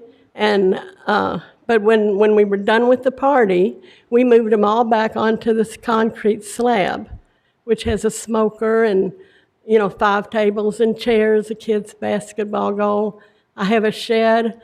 I have the 2 strollers by the shed, so if the kids needed to stroll the babies or whatever. And I have kept the place maintained. And where you saw those weeds on the side, he made my grandchildren get rid of 50% of their bicycles. And you know what they do with their bicycles now? They're parked. They're parked in those weeds because they're afraid to ride them. So they're sitting there on the damn computer. Okay, these are the changes that have come along in our life. So every time he comes and says, "Oh, I don't like that weed," well, my granddaughter said, "What's wrong with that weed?" I said, "It's a weed." She says, "It's got beautiful purple flowers on it." I said, "I'm sorry, it's a weed." So you can't take anything from nature and make it look better. And to tell you the truth, I enjoy my weeds because they're grown up so high. I'm just tired of, I can go back in my yard, and I did have a man come, and he scraped the whole yard so there wasn't anything on it because there was because the neighbors, which he takes the pictures from, complained about some trees hanging in their yard. So I trimmed them for them. I had someone trim them for them. They stayed in my yard from, I don't know, fall till winter, and the grass kind of grew up on them. So I had a guy come with an excavator and pile all that up, and we burned it because the burn ban was legal then. I made sure I called, and I've done everything I can. Now, when you go down the hill, these crazy people think everybody goes in the woods. I don't go in the woods. There's trees, there's animals back there. There was a beautiful deer, the most beautiful thing I've ever seen in my life, that ran up through those woods and stood 10 feet behind me. And my son said, "Mom, don't move." I said, "Why?" And I turned around, and there was that beautiful deer, beautiful deer. Well, because the people next door don't have their pool fenced in, the deer ran around to the front and hit a wall, and fell down. And then he came to the front of their house, and he hit their door. And he fell down again. And then he just got up on the street, and with the most proudest walk he ever had, he walked down the street just prancing, just the most beautiful thing. So I love nature, and I do not appreciate when my neighbors, my grandchildren live next door. They raise little animals and whatever. When they have to go down into their woods and find dead deer rotting away. And remember, that's their farm. They're being shot on their farm and coming over and dying over there. They don't even have the decency to come over and say, "Look, my deer ran over there. Can I go ahead and hunt her down or pick her up to eat her or whatever?" Because that's what you're supposed to do. But I'm tired of being harassed by this man. He's not a bad person. I gave him his first puppy when he was little. I think his name was Yukon. And I remember his dog was running around on Highway 53, and my brother picked him up and brought him to my house. He said, "Here, I found Bear." And I'm like, that's not Bear. That's not, my Bear looked just like him. I said, that's Adams. I said, "Take him over there and, take him back home." But so I've known him ever since he was a little kid. So he's not a bad person, but he's very mixed up in his, what are you supposed to expect? Did he check on the license plate of the truck? No, because it's licensed, it's insured. It was having a brake problem, and we just needed my brother to come over and adjust the brakes. He had already changed them, he just needed to bleed the brakes. And just like that green truck in my driveway now, it's licensed, it's got insurance. And he wrote me a citation for having a boat there. I have never, ever had a boat there in my life, but it's in the citation. I've never had a boat there. But I'm being harassed by these people back. How in the heck can they even see the back of my yard? And why do they think that I need to go down there and play in the woods? I'm not a little fairy dust. I can't even go across the pond, I mean, if my husband had lived longer, maybe he would have put a path down there and this and that, but he didn't. He passed away.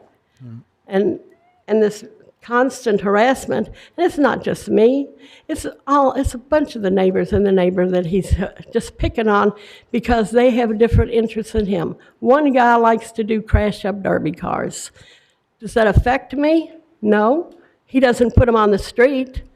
It affected me 2 years ago when a couple of young kids wanted to punk out and race around the street, but I just called the police, and then they came after me.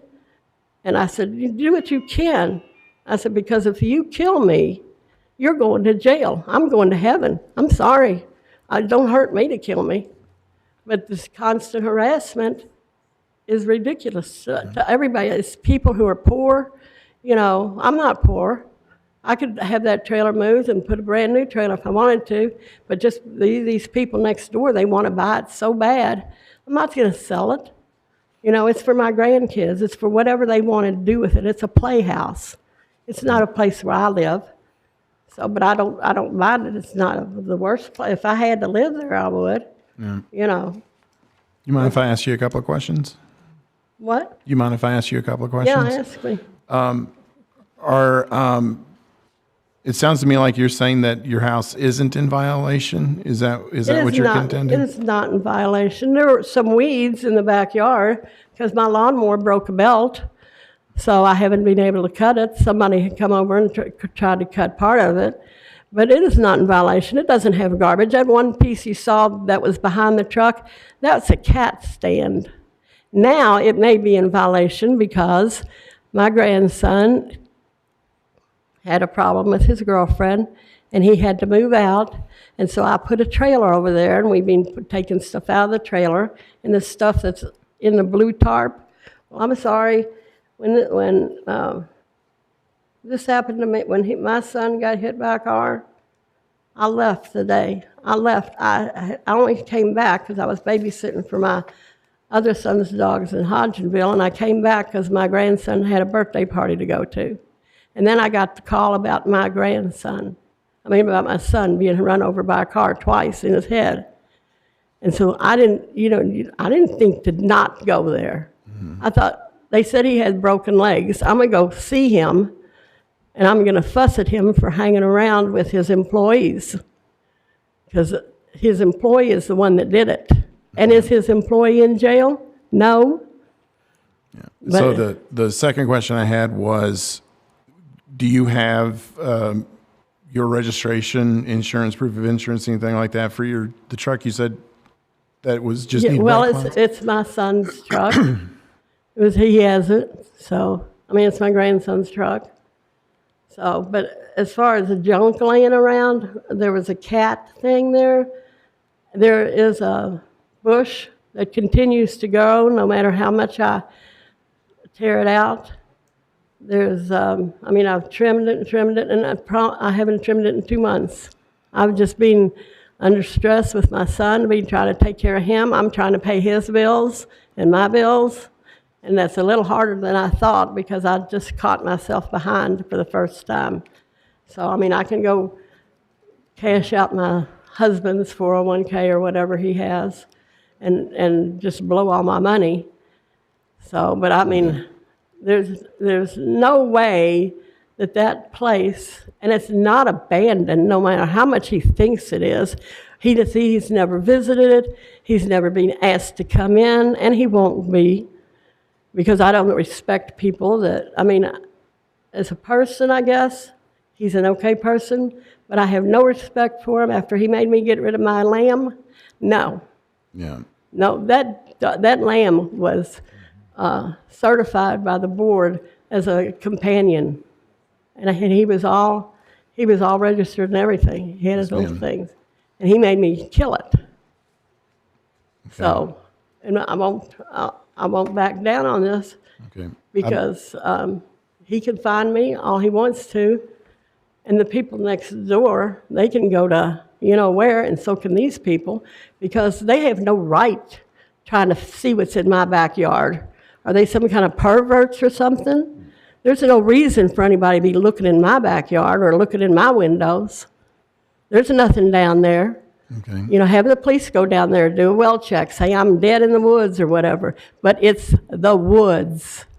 I have 5 acres that's the woods, and I don't go down there either. And Yes, I just ma'am. noticed when I was walking through them, I did walk through them, I was going to mow, but I noticed there's so many trees down in there that I'm going to have to get the tractor out and chain it up to the trees and bring them up and burn them. But I got to get the a certification or whatever, the permission from the fire department, because right now there's a big pile of trees that all fell down, and my brother put them in the middle of the field, and they're ready to go. They're ready to burn. Okay. I do need to open it up to questions. Is there anything Yeah, else that go you have ahead, that's open it up. pertaining to the citation? Yeah, you can. Okay. Does anyone have any questions? You got a question? I just want to ask, you went through a lot of stuff, and how many years have we been, have you been dealing with these citations? How many years have you been coming back here? Probably a couple years. I don't know. I don't really think I've owned it that long, but the man who sold it to me, he was happy to sell it to me. His daughter was living in it, and she was mentally unstable. And so he was happy to get rid of it and put her in a safe place. So it's So- all been so kind of the same maybe- citations, maybe right? a couple of years. No, I will tell you the truth. The first time he cited me, I didn't realize how many toys I had. I didn't realize that my husband probably collected 20 bicycles to teach a bicycle repair thing. We had bicycles, the fancier kinds, the ones with the pegs for the kids. They were all free to the kids if they wanted to come and fix them. I had tires, I had tubes, I had everything. But unfortunately, about halfway into the project, about 5 or 6 bicycles in, he died. So, and So, I mean, I understand. It's so. so what we I'm got trying to rid of fi- all those bicycles. So you're trying to remedy these. You're trying to fix it, but you're still getting citations for. I'm getting past 2 cited years, for right? weeds. I'm getting Weeds. cited for weeds. Right. You know, I'm sorry, that's called nature. And really, you don't have to do anything for nature. You don't have to trim a tree, you don't have to do anything unless the tree is hazardous. And these weeds are not hazardous. Some of them have pretty purple flowers, some have pretty orange flowers. So it's not an HOA organization. It's a little rundown trailer park, which was 10 times worse than it is now. People have started taking a little pride in cleaning it, you know. And we go around picking up garbage. If we go help other people when they don't, there's several elderly people, and I say elderly people, I'm 71. I'm one of those elderly people. Right. But there's several of those elderly people that have gotten citations and go, I don't know what to do, I don't do this, and we'll go and we'll cut his grass. I have that little boy right there. He'll take my lawnmower down, and he'll take my weed eater, and he'll cut grass. And you know what it costs them? Nothing. It's an act of kindness, because that's what we're supposed to be, kind to our neighbors. If somebody needs their yard, I'll go over to that lady's Jericho Road, and I'll help her pick up her stuff. Thank you. So, but just to hound people to death over one weed, or now the bicycles are in weeds because they're not being used. I'm sorry, they're not used because you made it. You made it them when they were, let me see, about 4 or 5 years ago. Get rid of all the toys in the yard. They weren't allowed to have those little plastic cars or big wheels, or everything had to go, even to the point where he tried to tell my daughter to get rid of the swing set because they're too old to have a swing set. I'm not too old to be on a swing set. If I can get on a swing set, I'll swing. Okay, I'll need a ma'am, better one, though. Thank you. we do need to move forward. Is there any other, I think we understand that your contention is you're not in violation and that. I don't Okay. think weeds are in violation. Okay, so we need to open the floor up. Is there anything else? Oh, I don't think anyone has any more questions. So we'll need to move forward with this portion of it, but thank you for your testimony. Thank you very much.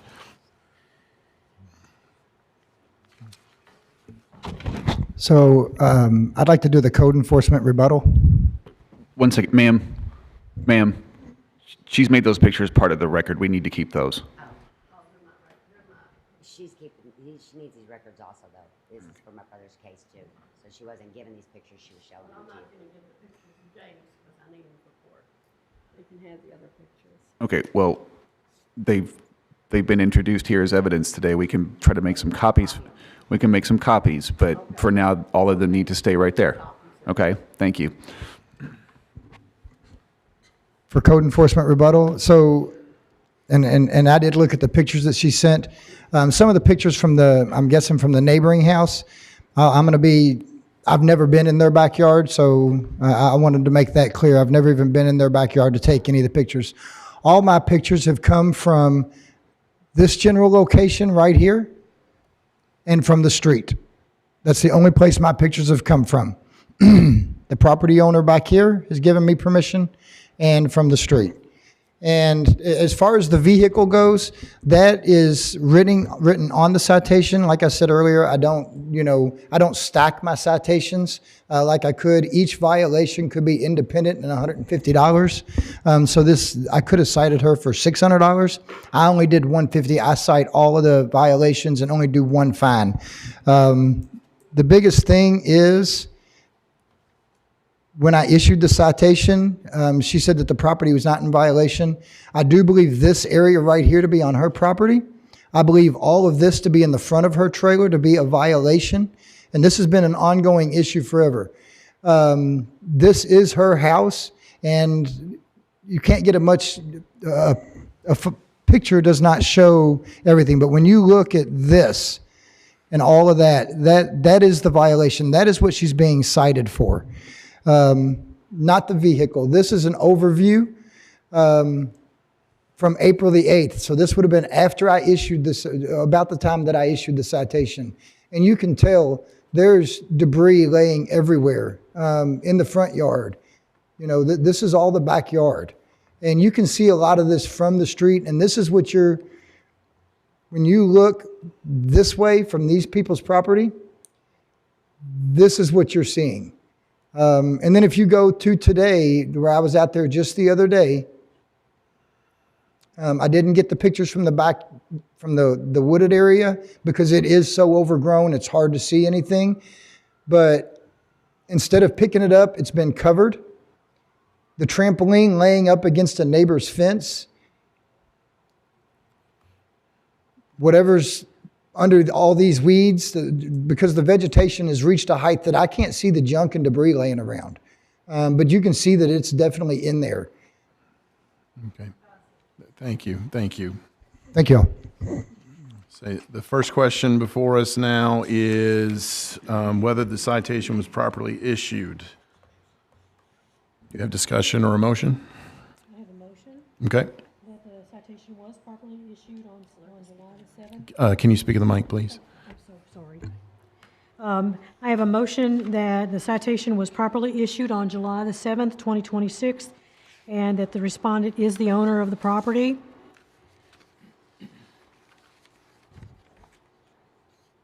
And the respondent requested a hearing to contest the citation of 14 days of issuance of the citation, was notified of this hearing, and is present at the hearing to contest this citation. Okay, I have a motion. Do I have a second? I'll second. Okay, so motion has been seconded. All in favor, say aye. Aye. All opposed? Okay, so that motion carries. The second portion is dealing with whether or not the property is in violation or was in violation at the time of the citation. I'd like to open up for a discussion or a motion. I'm going to ask for a motion that the condition of or use of the premises are detrimental to the property of others and causes or tends to cause substantial diminution of the value of the property, and that the violation was observed by the officer, and that there is substantial evidence in the record that the violation has been permitted to exist. I believe we have a proper motion. Okay, we have a motion. Do we a second? I'll second it. All righty. So all in favor, say aye. Aye. All opposed? Okay, the motion carries. The third section is, where'd it go? Whether Section it's 6. It's determination of penalty. I'd like to open the floor up for discussion or a motion.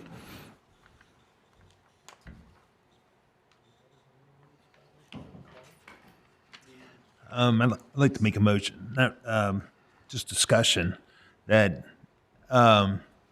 it's been ongoing. This has been ongoing. It's been ongoing, and it's never since this. The resident doesn't believe it's a violation or whatever the reason. It's just still ongoing, and I think we need to do something extra to get it done, to get it cleaned up once and for all.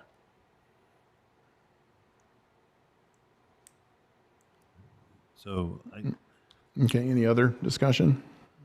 You want to make a motion?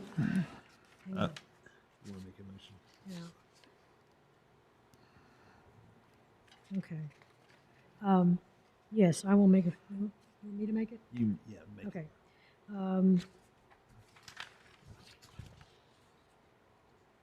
Okay, a motion is being made that due to the being found as an ongoing or found in, as to be a nuisance. What are we looking at, 150? Okay, and that to issue, to be paid immediately, $150. The amount would be held in abeyance if the property was cleaned up.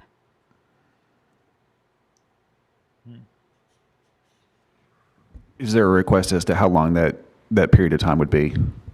Or a motion, is there a part of, I'm sorry, let me rephrase. How long would you move to hold that in abeyance? 30 Well, days? I'm sorry? Originally, she said to make it being Oh. paid immediately. Oh, I So it did. either has to be paid or you're going to hold it in abeyance, one or the other. Either they owe the money, or if you hold it in abeyance, then they don't owe the money. Okay. We are saying that she is due, the fine is due, but that we're willing to hold it in abeyance if the property is cleaned up within 30 days. So it would be a motion to hold the $150 fine in abeyance for a period of 30 days. Yes, and we're also going to ask that the code enforcement officer continues to follow up with this as he deems necessary to help us get this resolved. I believe that's beyond the scope of what the board can request, but obviously he is present and he is listening. Okay. I want to ask a quick question real quick, ma'am. We're talking 30 days to be able to work on this. Is that something that's acceptable? We don't want to give you a time frame that you don't think is reasonable. Ask you a question. If I kill all the grass and all the weeds in my backyard, will I be in compliance? I will kill every vegetated thing back there. I don't need grass. Well, I do think that, I mean, I can't answer that question, but I I do know that if you just have dirt and you're on a hill, that may cause other issues for you, but that's just a neighbor to neighbor talking there. Yeah, well, I'm not going to do anything to the very bottom because there's nothing, that's woods. You know, I don't think you're supposed to go into the woods where the deer and their habitat for animals are visiting. I don't think you're supposed to go down there and mess with their habitat. Well, I think we're dealing with just, around the house, the yard, any debris, being able to pick that up. You said the bikes were in the weeds. Like I have to take the cat house and throw it away so the cats can't come and sit on it. Is that what you're saying? Ma'am, I don't believe the board can tell you how to remediate your property. Okay, that's going to have to be something that you're going to have to determine. Yeah, I there was any more or less law? asking about the time Yeah, frame. the 30 days is fine, but Okay. what is the law that I have to do? What is the law that I have to abide by that? Like, their bicycles in weeds, you know?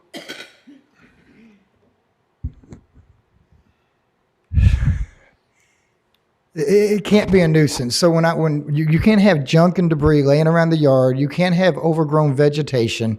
So, and I just want to, you showed some pictures earlier of your neighbor's house.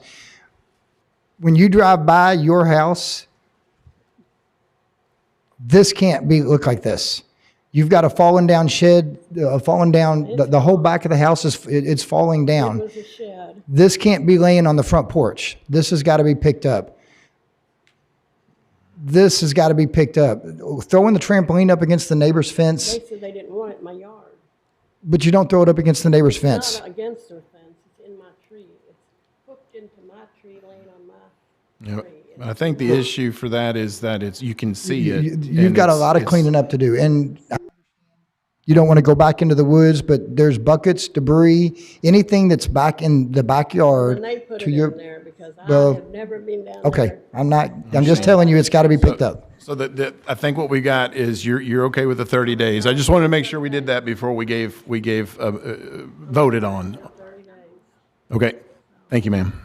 So I believe the motion before the board at this time is a $150 fine held in abeyance for a period of 30 days. That motion's been made. I do not believe there's been a second. It has not been seconded. I'll second. Okay, it has been seconded. All in favor of the order, say aye. Aye. Aye. All opposed? Okay, so the motion carries.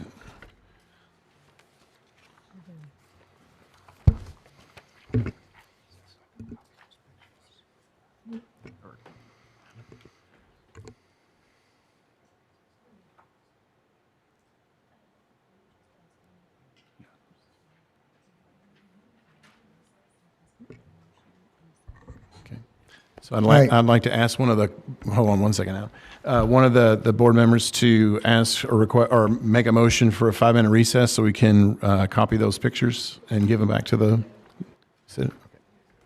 we have a Me too. second? Do we have a second? Second. All right, all in favor? Aye. Aye. All right, we're going to take a 5-minute recess.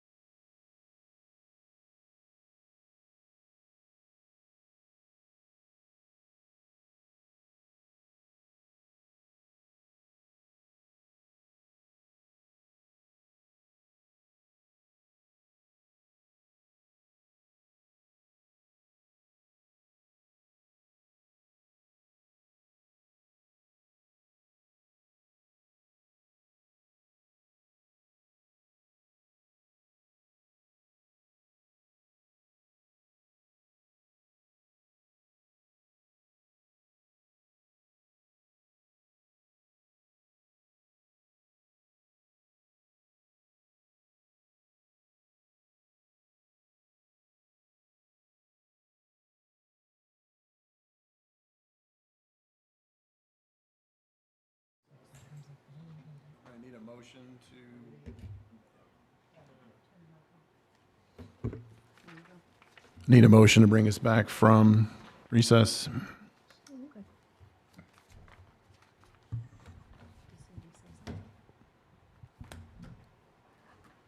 You want to make a motion to bring us back from recess, Oh, I'm please? sorry.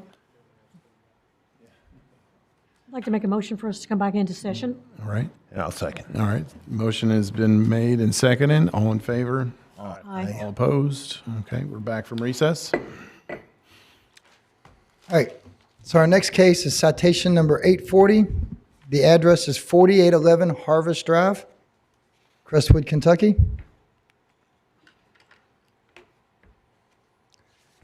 The owner on record is Leslie Ransdell of 4811 Harvest Drive. This hearing was requested.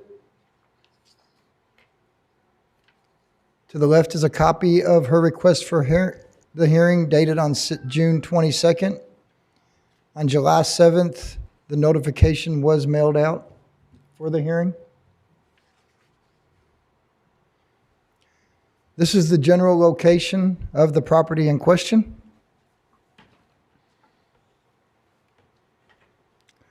This is a violation of the Oldham County nuisance ordinance, lumber, junk, trash, debris, discard or unused objects, duty of maintenance of private property. I want you to understand, just because this is highlighted, these are just examples. It could be one or multiple of these. Doesn't necessarily, just because it says freezer, doesn't necessarily mean they have a freezer. So this property has a long history with code enforcement, going back prior to me being the code enforcement officer. In 2017, there was a violation of the nuisance ordinance for overgrown vegetation, junk, trash, and debris. In 2019, there was a nuisance violation for junk, trash, debris, and an inoperable vehicle. In 2022, there was a nuisance violation for junk, trash, and debris. In 2023, there was a structure being constructed without a permit. It was applied for, but was never approved, and I still don't think it's been approved of as of today. In 2024, there was a nuisance violation of junk, trash, and animal noises that went to the code board. There was a final order issued. It was not followed up on, as I was advised to wait until there were legal issues were resolved.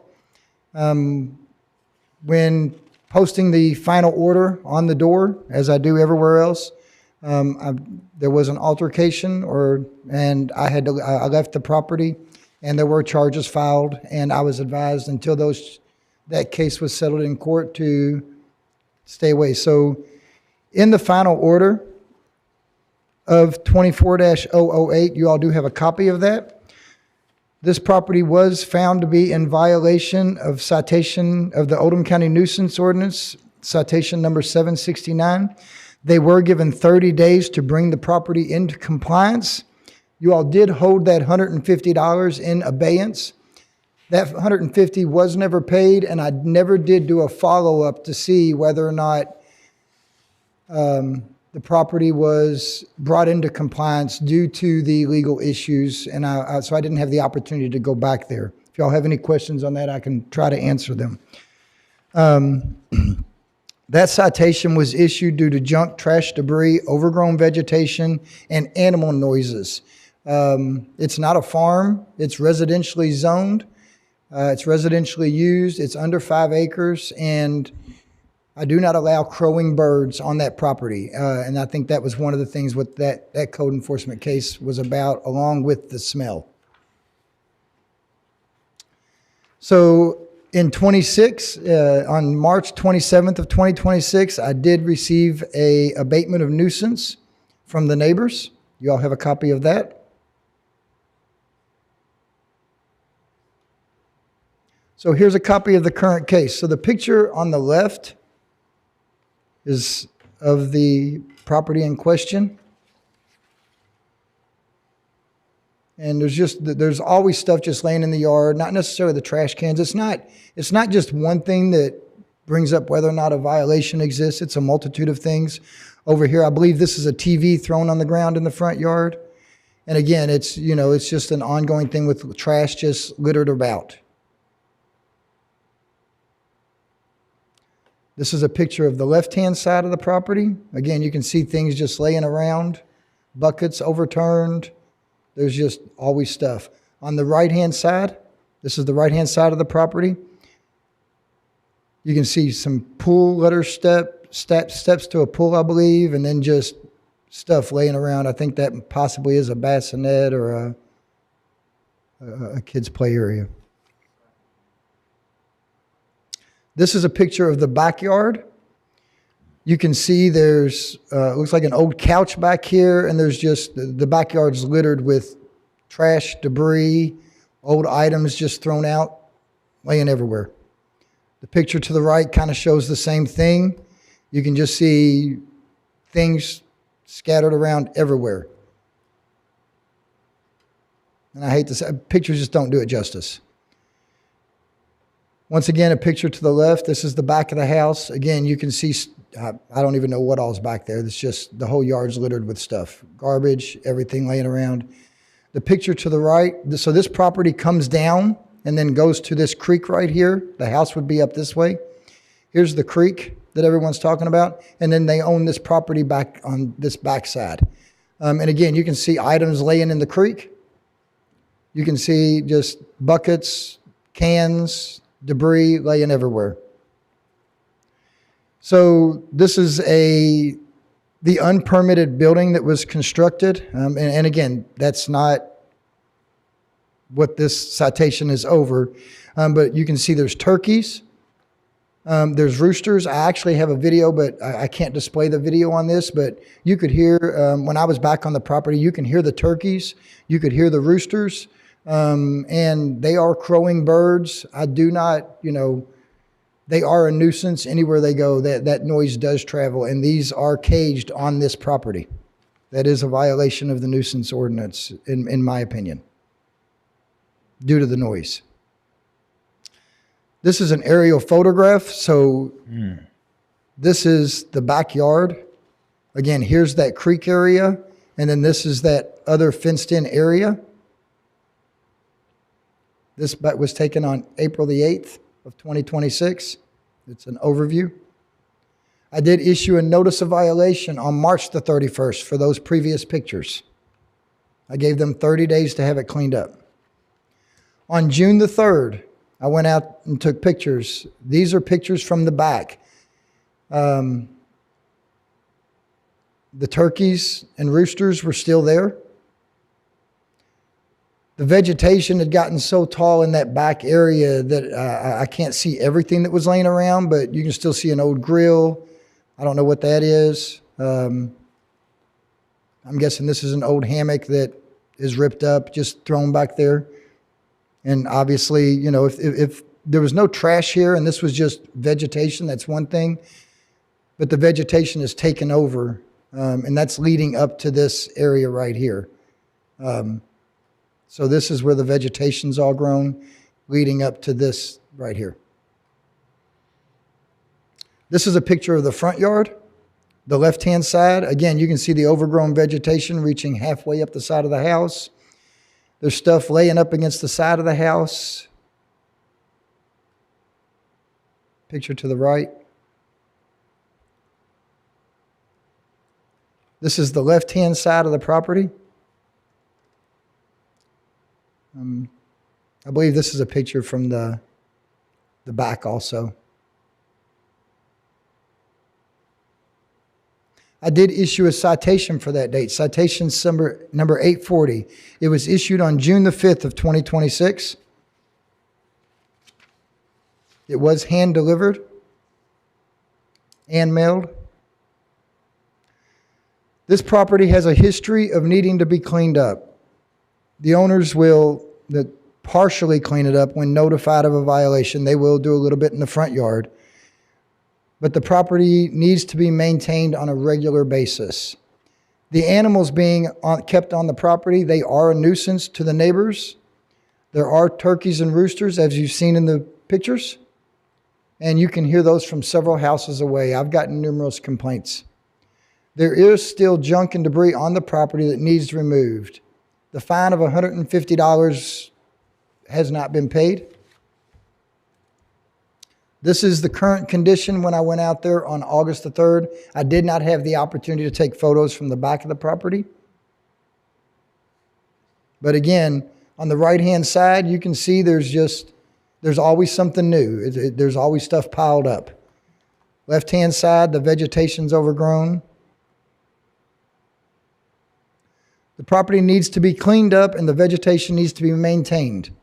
The front and backyard and the crowing birds need to be removed from the property. The turkeys and the roosters cannot be kept on that property. They do not have 5 acres. It's not a farm.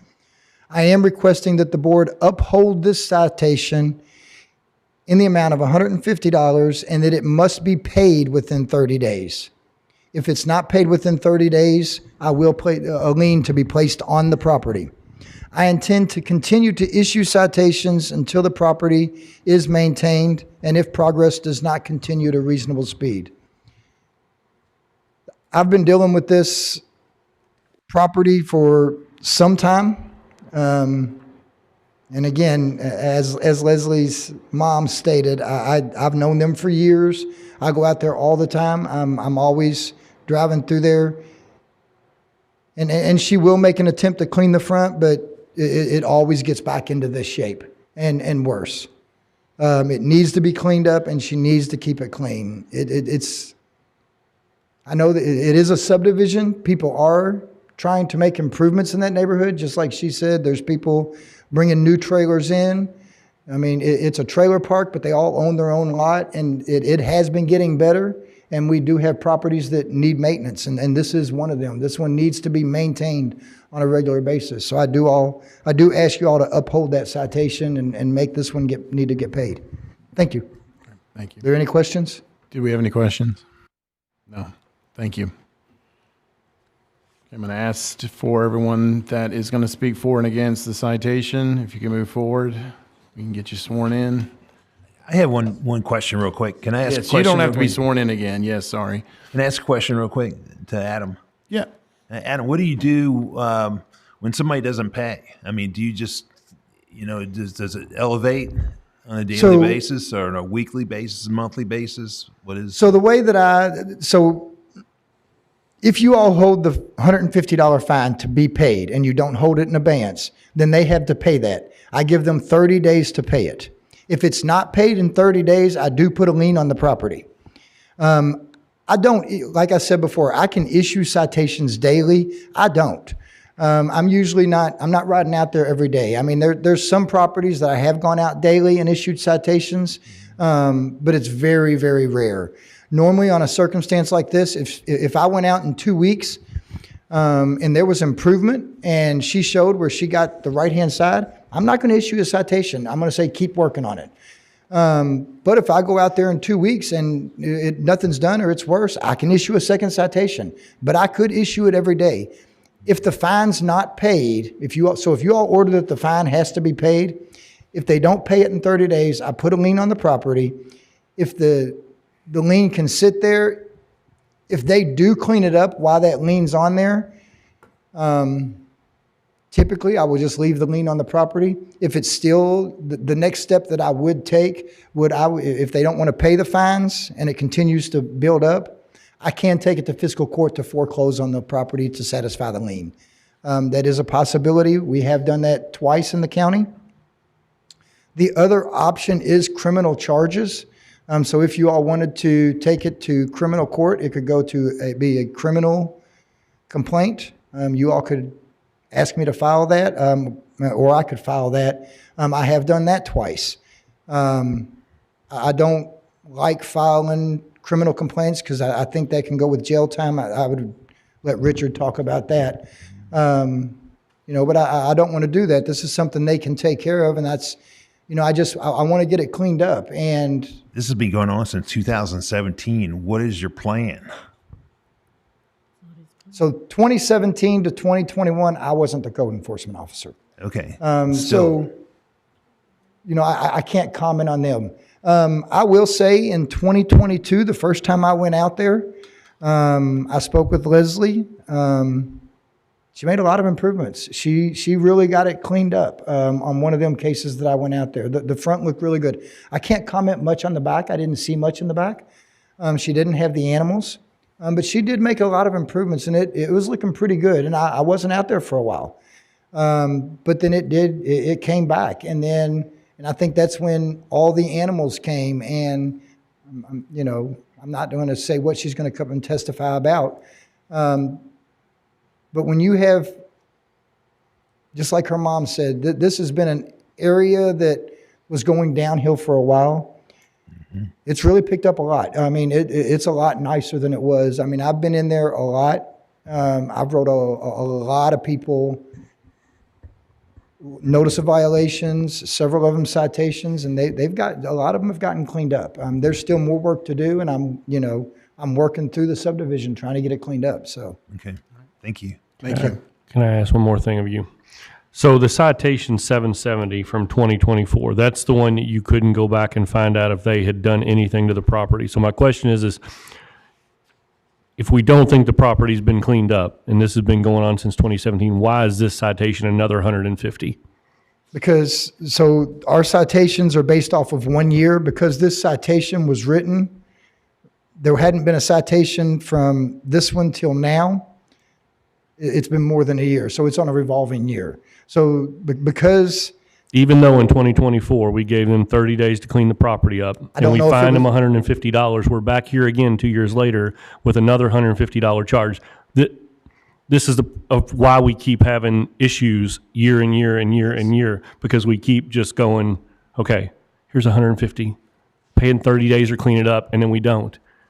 This one was different. I didn't get the opportunity to go back after 30 days to see if it was cleaned up.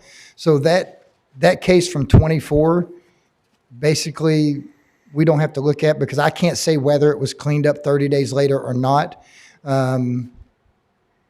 And I'm not just talking about that in regard to this case. I mean, we have cases that come here all the time that it's like have been going on since 2016, 2017, 2020, 2024, and we keep doing just little $150 charges and saying, please clean it up in 30 days or come back. And at some point, we've got to stop doing that if we want to actually clean a property up. So that's all I've got to say. With that other one, you said the $150 from before, you said, was it paid or was it not paid? This whole case, you can't look at that one, because I don't know if she even owed it, because you all gave her an abeyance as long as it was cleaned up in 30 days. I could not go out there to see if that property was cleaned up. I just wanted to make sure we didn't need to have a lien on from that. That's all I was wondering. No, that 150 is not owed, because it could have been cleaned up. I don't know. Okay, so we have two people that want to in favor, and then who wanted to speak in opposition to the citation. All right, can you guys come on up so we can get you sworn in? Raise your right hand. Do you solemnly swear or affirm that the testimony you are about to give this board is true and accurate to the best of your belief and knowledge? Thank you. Thank you. So let's start with those that are in favor of the citation. You make sure you say your name again. We all have short memories, so. Yep. Some of this will be repetitive, but some will be different. So again, my name is Denise Anderson. This is my husband, Ross Anderson. We live at 2203 West Highway 22 in Crestwood. The property that... Ma'am, please speak a little closer to the microphone so we pick you up, okay? I apologize. Thank you. You may start again? No, you're fine. Okay. The property that we live at and own adjoins the backyard of this property at 4811 Harvest Drive, as you've seen from the pictures that Adam showed. So again, I walk to Curry's Fork, the creek, on a regular basis, and this is what I see. I was back there as recently as this morning. So you see the trash, the debris, the junk, as Adam has shown the pictures of, and then you can add to that on this location, the animals is bothersome, the noise. So, and it's still not cleaned up. And we've talked about how long this has been going on. And again, I was here in July of 2024. So at longer than 2 years, nothing has changed. And so When I see, this is what I see from my perspective, from my property, looking at their backyard. I see an overgrown backyard that has not been cut or mowed this year. There's debris all over the backyard. In some places, you can see the debris. In some places, you can't because of the overgrowth. And there are places where this overgrowth is taller than I am. And I can see and hear the animals. So I know there's at least one rooster, maybe more, many chickens I can't count, and now there's either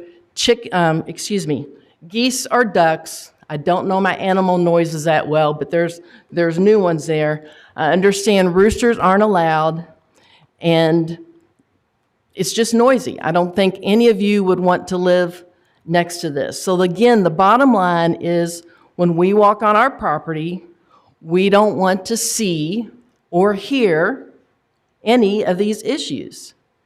Again, it's been ongoing for years. Adam's been very diligent working on this for years. And we are just tired of looking at this, and we want this resolved and cleaned up. Thank you. Thank you. I'm Ross Anderson, and I look at the farm side of this, that, thank you, sorry.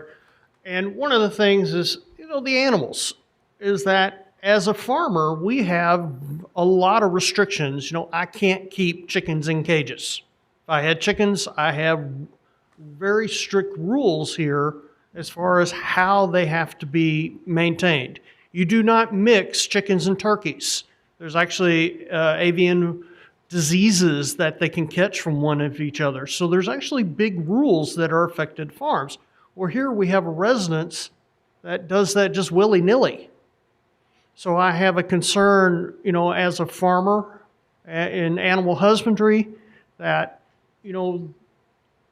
what they're doing is, in a lot of ways against the other rules that we have to follow. So if I have to follow these rules, why can't they be applied to everyone else? So, thank you. Thank you. Okay, so who wants to speak first? Okay.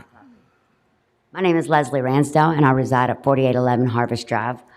Ma'am, can I ask you just a couple of quick questions just to establish what we're considering here? Yes. That was something I failed to do before. Because I noticed, and you said you wanted to contest. Are you in the same as your mom that you're not in violation? In some of them, yes. Okay, and so in some of. Well, let me start with Okay. my animals. Okay, they're saying I can't own them, but And make sure you're speaking to the mic. okay, I have 2 copies of this. Let me get my copy so I can read it.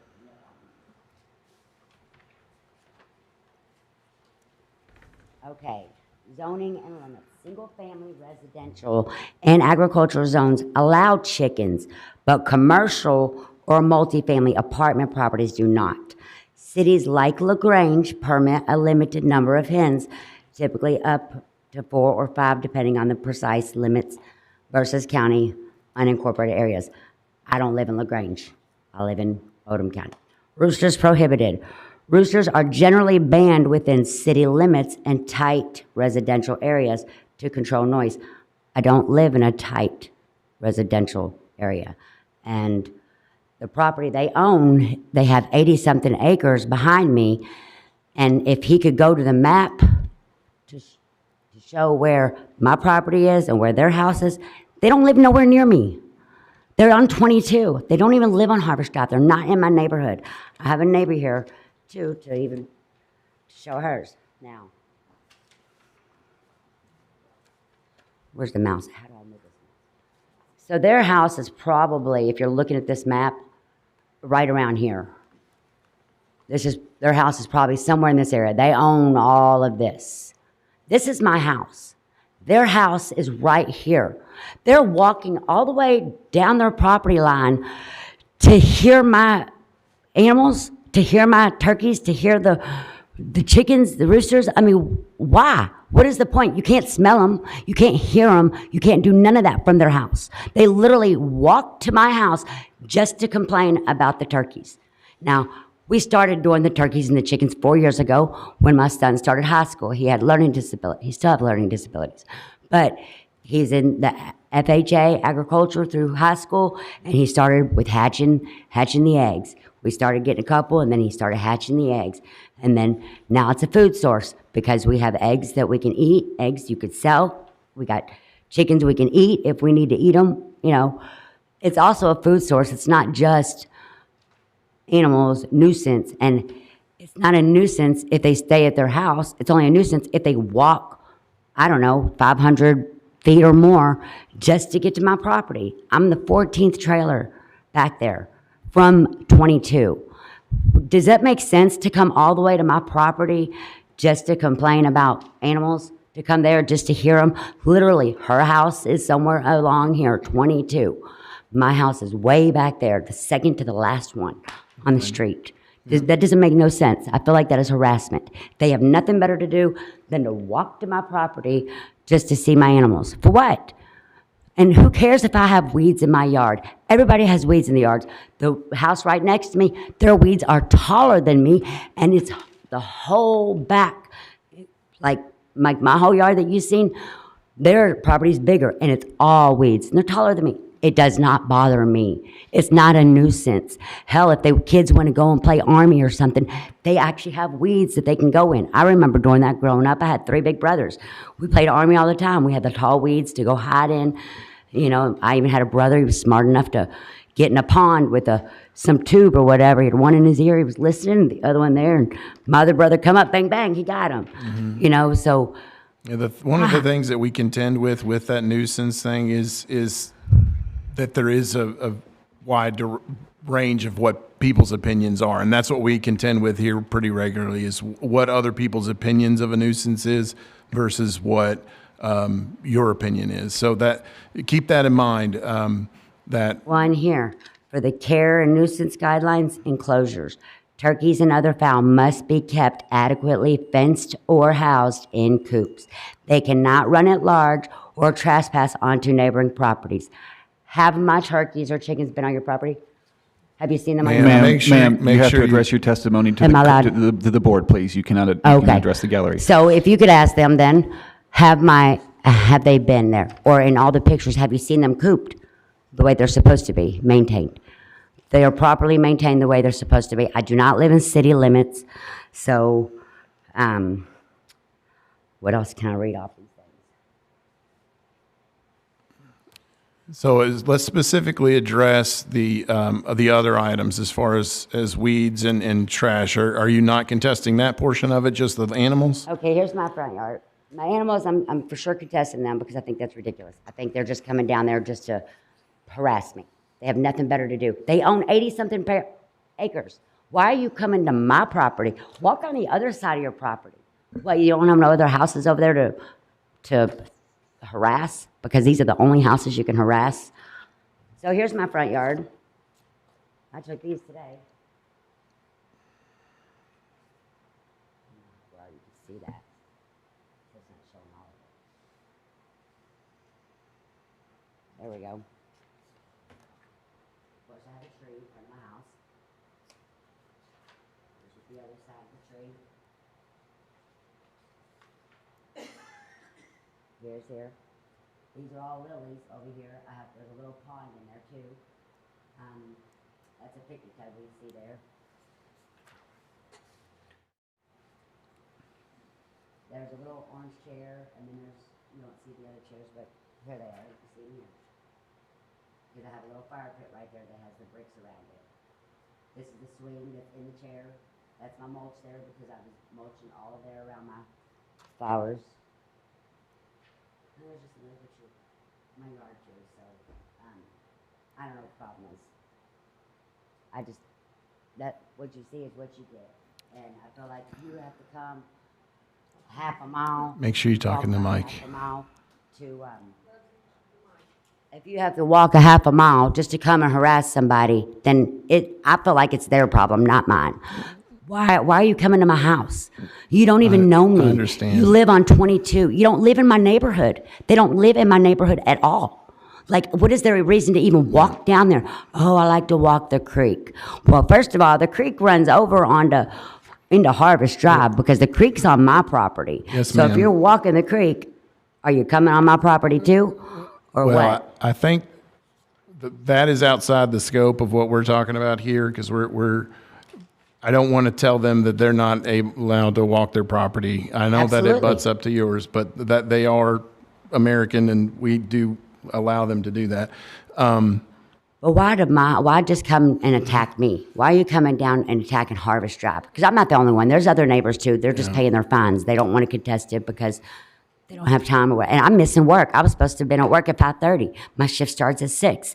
And y'all couldn't accommodate my time. Y'all didn't care. I've lost sleep. I'm losing hours at work now, all because somebody wants to harass me. I do have a letter from my neighbor also. I will submit it. You can keep it.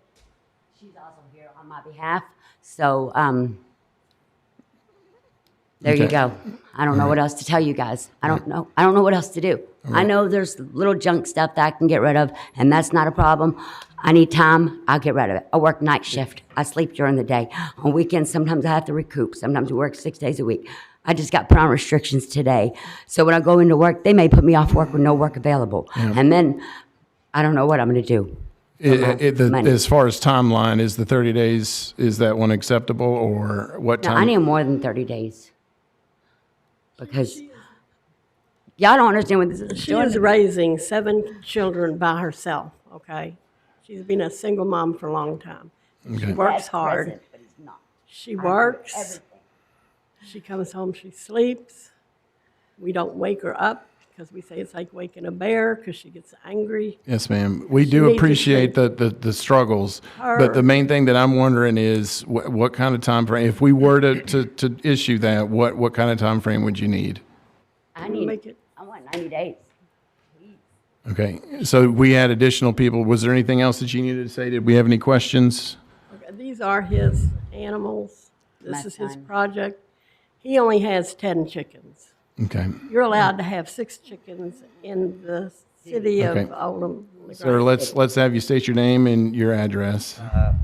I'm Benjamin Russell And Ransdale. you all, we can just talk with him. You guys can go ahead and have a seat. Thank you. Say your name again, sir. I'm Benjamin Russell Ransdale. I live at 4811 Harvest Drive. I only have a few chickens. Most of my stuff that I ended up moving and stuff throughout the years, they ended up getting slaughtered by raccoons and foxes and possums at my grandma's farm. And I couldn't stand having them all get killed, you know, because, like, that's messed up. You know, I don't want them to all die. Now, the turkeys, I've only got a few turkeys. You know, I love my turkeys. I've had them. I've raised them like children. Now there's probably one or two that I'll probably be willing to get rid of, but 2 of them I've had since I was a kid. You know, for like a couple years, and I don't got that many ducks. I've hatched a few little baby ducks, but I plan on selling them. You know, within the summer, something like that. I know it's coming to an end. I'm getting rid of some of my ducks. I mean, that's about it. I don't have geese. I've never had geese. So, quick question: are you saying as well that you don't believe that you're in violation of the nuisance ordinance? I don't think I'm in violation of having that many animals. Okay. I mean, like my mom said, we don't live in cities and out there on the grange, stuff like that. We live out towards Crestwood, stuff like that. It's a Ballinsville, county. yeah. But yeah, And as far as the other items that we talked about that was in the pictures, do you feel that is or isn't in violation? I don't think that's in violation. If they don't like my turkeys, I mean, I'm sorry. That's not my fault. I mean, I don't ask them to come down and listen to turkeys. You know, I love turkeys. You know, I mean, they gobble sometimes. they mainly gobble when you go down there, you know. But yeah, I don't think I really am in violation. Okay. I'm trying to get rid of some stuff, you know, for the summer so I can, you know, do stuff again, you know, rehatch out stuff, sell them, make money so I can buy their chicken food. So I ain't got to spend my hard working money on chicken food when I could feed them with what they provide me with, you know? Understood. But yeah, that's about it. Okay. Does anybody have any questions? No. Thank you, sir. Ma'am, I think you were the last one. I'm Betty Taylor. I live right across the street from Leslie. And, Can you make sure you just say the address? oh, my address is 4810. Okay, across thank you. From her. All right, thank you. And I'll try to make this short. What Dave said is right, talking about the subdivision kind of going down and not looking so good. When we first moved out there, it was just the beginning of a mobile home subdivision. It's not a park because everybody bought their land, and we have a lot and a half there. And but what happened, a lot of people sold their places and moved out, excuse me, and then someone bought several other mobile homes, not the ones that talking about here today, but then they started renting them out, and they went really down from that.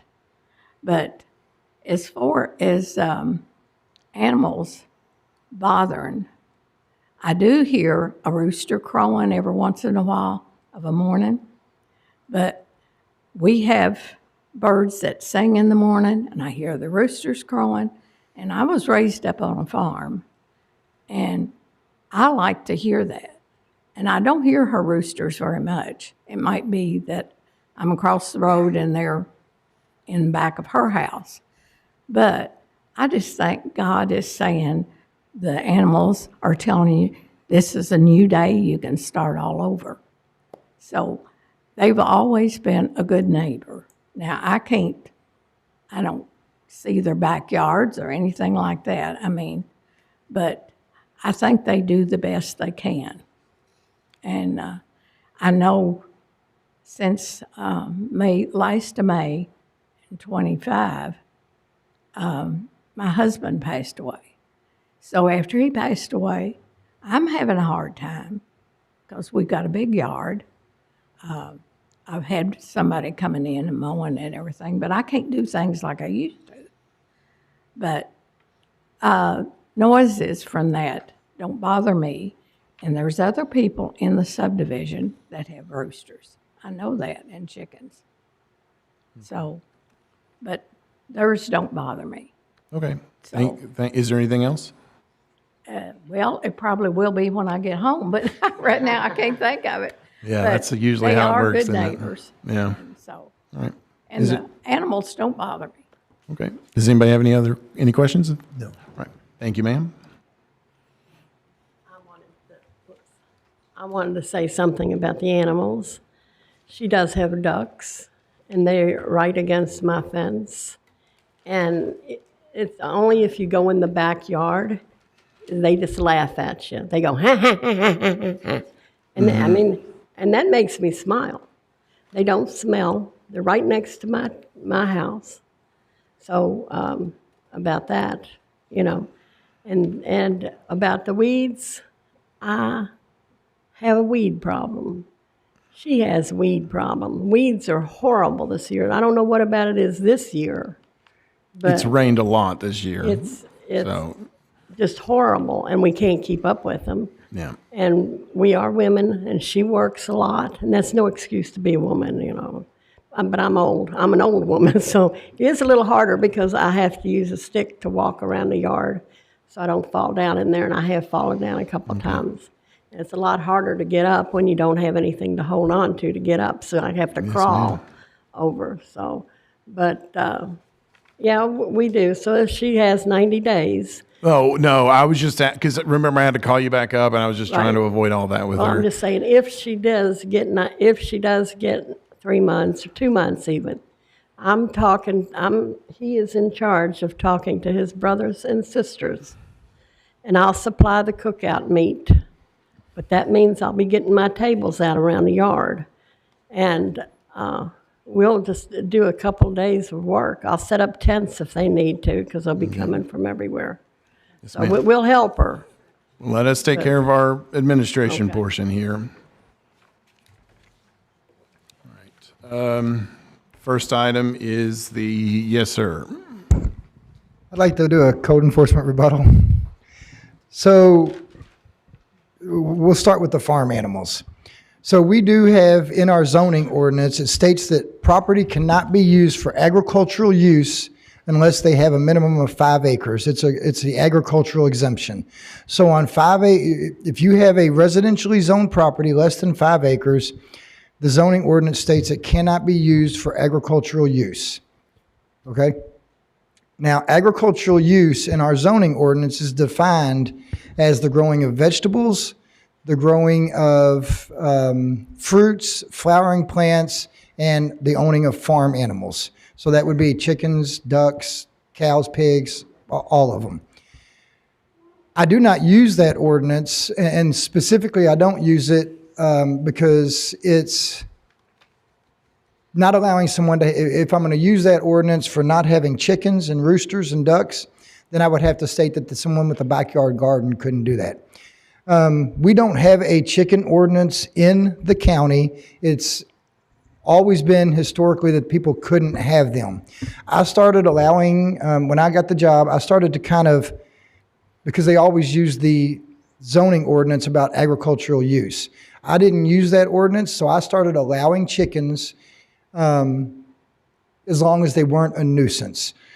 So when I go to residential properties under 5 acres in the county, and I do get a lot of complaints about chickens, roosters, ducks, not so much turkeys, but chickens, roosters, ducks. I do not allow crowing birds in the county. When I get a complaint on a rooster, that's a crowing bird, and they do make noise, and they can be a nuisance. As far as chickens or ducks, they don't make noises. So as long as they're being kept clean, they don't create an odor, and they don't go onto neighboring properties, I don't see how they are a nuisance. But when neighbors, and I have received more than one complaint than just the ones that filled out the abatement of nuisance. I have received other complaints from neighbors in this area about the roosters and the turkeys. Some of them don't want to come. I have received verbal complaints, and they're complaining about the noise. And that's why I don't allow the crowing birds, which would be roosters, turkeys, or even peacocks. I've gotten complaints on those. So I hope you all do stand with that. Otherwise, the only option is to go back to the agricultural exemption, which would mean that if someone wanted to complain about tomato plants in a backyard, actually it's prohibited until we change that. So that takes care of the animals. As far as this citation, and I want to go back up to the pictures for when the citation was written. So I issued the notice of violation for these pictures here. If you go to the 6-3 citation, there were crowing birds, which I do consider a violation. The picture right here to the right, whether the vegetation, because this is in the back area, if there wasn't all of this stuff, junk, trash, and debris piled around, just the overgrown vegetation alone probably wouldn't have gotten anything. I probably wouldn't have got a complaint on it. But when I walk back there and I can see stuff like this, knowing what it looked like prior to 2 months earlier, I can just assume what's underneath there when this is still here. I don't think they picked any of that up. So there's definitely, that's what this citation is for, this junk and debris. It's not so much for the vegetation back here. This vegetation does need to be maintained on a regular basis. This is the front yard. The picture that she showed has been cleaned up a lot, but you have to remember, this is August the 3rd. This citation is written for this date, for June the 3rd. So she was given from March till June the 3rd to have it cleaned up. I went out June the 3rd. She was warned in March with the notice of violation to have it cleaned up in 30 days. 2 months later, I go out and it still looks like this. And that's why she received the citation. Understood. Again, this has been going on since 2017. So, if you have any questions, please ask. Thank you very much. I'd like to open the floor up for discussion or motion on whether the citation was issued properly. Okay, this citation was issued properly on... Make sure you're on the mic. Thank you. This citation was issued properly on June the 5th, 2026. The respondent requested a hearing to contest the citation. Within 14 days of issuance of the citation was notified of this hearing and is present at this hearing to contest the citation. Okay, we have a motion. Do we have a second? A second. Okay, it is seconded. All in favor, say aye. Aye. Aye. All opposed? Okay, that carries. I'd like to now open the floor up for our second step, which is determining whether the violation of nuisance occurred. We have any discussion or a motion? I'd like to discuss, I mean, I believe it occurred, and I believe that it's still occurring. And it seems like, can we backdate? Since he couldn't go, it happened in June. No, I think that's because there's no way of knowing. He had said that there's no way of knowing whether it's continued or not. So I think we just deal with the one that we've got on our. Yeah, the one we have before us is the June 5th, 2026 citation. That's all that we can consider at this time. Okay. Understand. Anybody else? Okay, does anyone have a motion?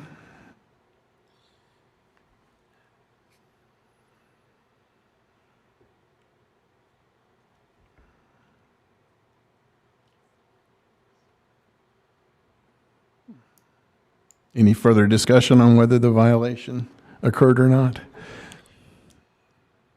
No, I believe it's, Okay. I just need to, I guess, put a motion in that, that the violation happened and that the $150 to be payable immediately. And right now we're on whether the violation has been sustained. So that's We'll get to item penalty. 2. That'll be an additional motion. okay. Are you moving that the conditional use of premises are detrimental to the property of others or causes or tends to cause substantial diminution in the value of other properties in the community? Yes.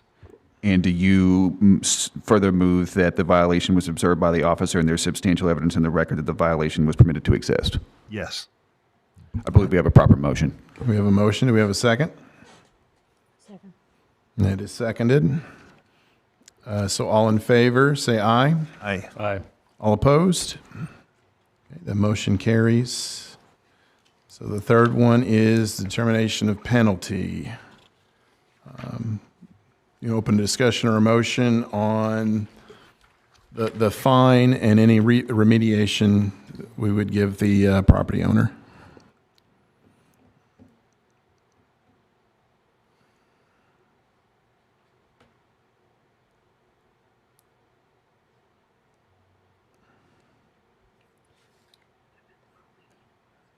I do know that the property owner did ask for 90 days if we did order the item to be fixed within a certain time frame.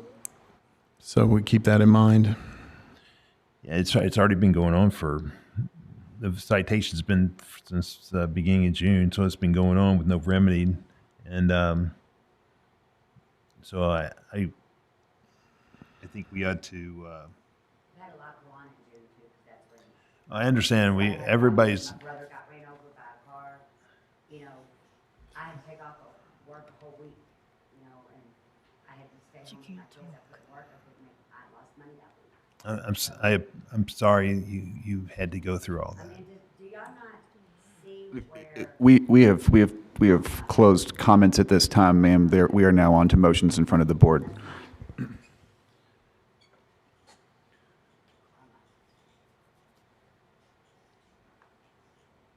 So I'd like to discuss the fine be $150 paid immediately, and then it needs to be remedied immediately. No time frame. To another Is that citation. discussion or are you making a motion? It's discussion. Okay. Okay, I have a discussion. You're saying immediately, what if we did the 150 and gave her 30 days? No. Please move up to the microphone. So I think the discussion item there, what he was saying is that the item, the penalty would be due and payable today, which Adam says he gives people 30 days to do that. Right. And then no abeyance to get the property fixed. So no time frame to hold it until it's due. I believe is what he was saying. His discussion okay, was. what I was trying to say was the same thing, was the 150, 30 days that it had to be paid in full. If it's not paid in full, then to move forward toward the lien. So you want to give 30 days, hold it in abeyance for 30 days. Is that what you're saying? Or no? I'm not saying hold it in abeyance. Let me ask it this way. Are you, I'm saying giving them 30 days to pay. well, I mean, there is an appeal period of 30 days, and I believe that's probably why Mr. Byer does not seek to collect fees or take any action on unpaid fees before that, because there is an appeal Okay. by operation of law. I think what the options are in front of the board today are impose the fine due immediately with no abeyance, or hold that fine in abeyance for a period to allow remediation. But the 30 days that he waits is because there is a right of appeal from this board's decision, which elapses after 30 days, which would then make it final and enforceable. We are saying the same thing. Okay, I'm stepping back. You go ahead. I just think that it's already been 30 days. It's already been 30 days. And it just needs to be cleaned up. And then after that, I guess, move to the next step. Okay. If it's not You paid. gonna make that as a motion? Yeah, let's make it as a motion. Okay, so the motion, I believe, is that the fine is payable today, and that's it. We're upholding the fine is Yep. pretty much it. Okay. So I have a motion that we are imposing the fine and no time for mediation. Do I have a second? I'll second. Okay, it has been seconded. All in favor, say aye. Aye. All opposed? Okay, so the motion carries. All right, thank you all. We move on to the final item. So we are on to the final case. And you are correct, that 30 days, I guess maybe I got confusing on that. So the 30 days is because they have 30 days to appeal it after I issue the final order. Right. So basically, we're saying the same thing.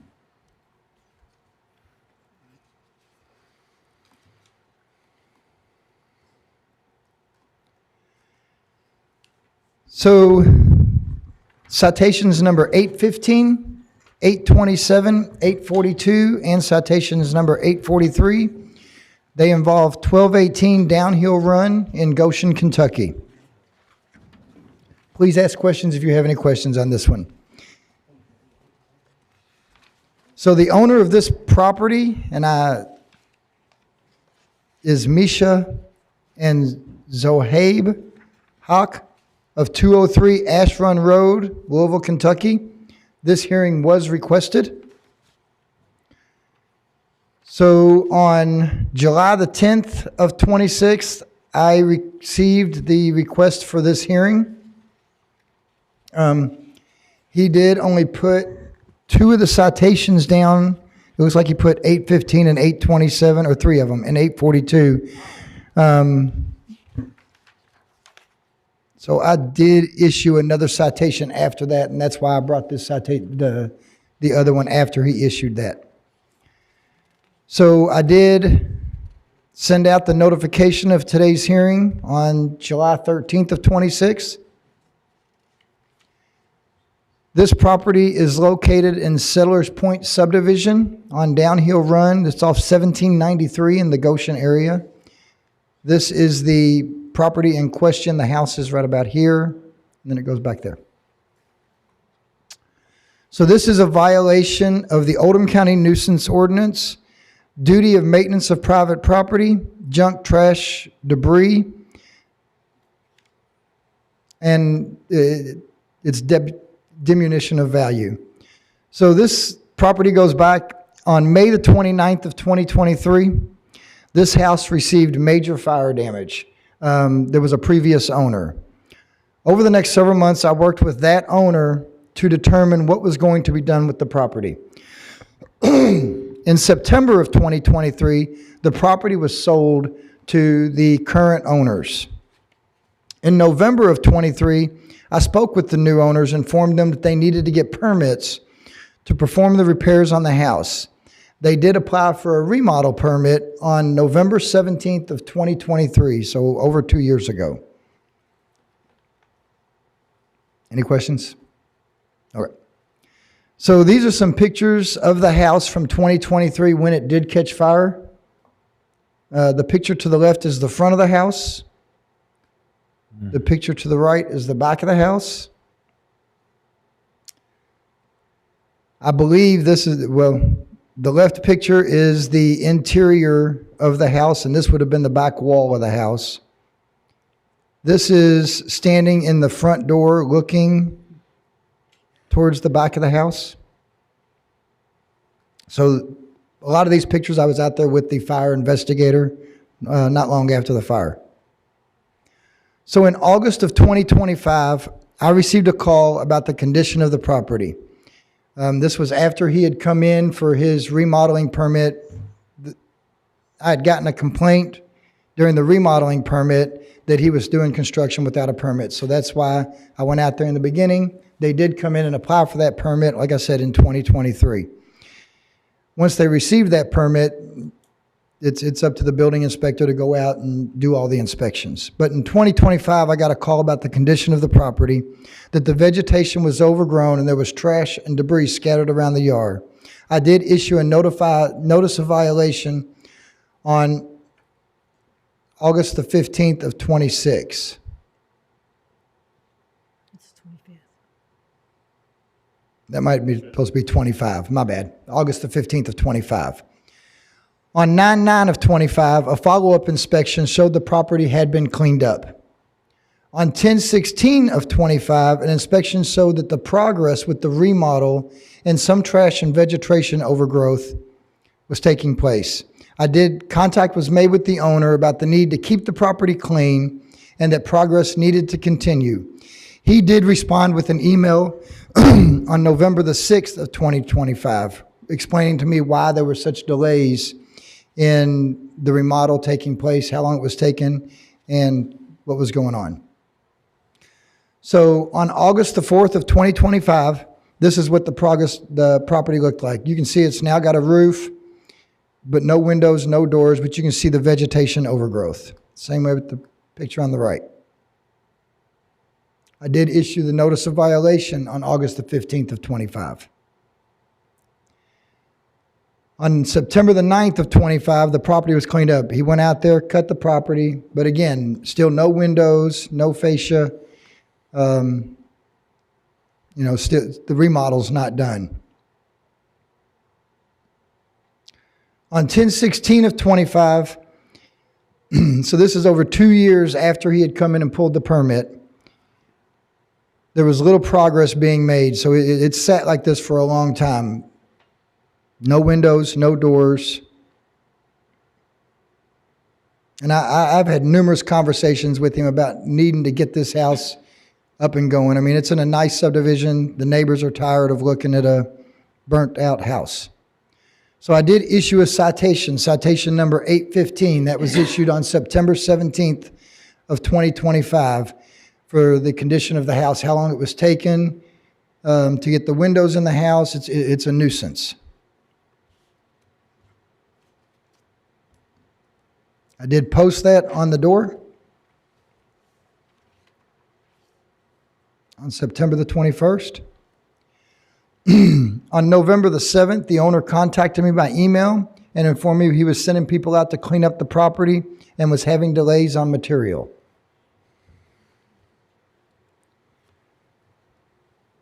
So on April the 13th of 26, there were windows in the house, still no door.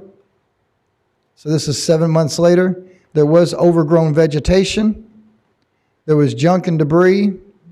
The garage doors are open, so it's open for people to go in at any time. I did issue citation number 827 on April the 15th for that inspection. It was posted, and a copy was also mailed. So this is the picture on April the 13th, the picture to the left. On April the 28th, I did go out there after issuing that citation, and you can see there was progress made. He started putting the trim up. He had the front door on. So he was starting to make progress again.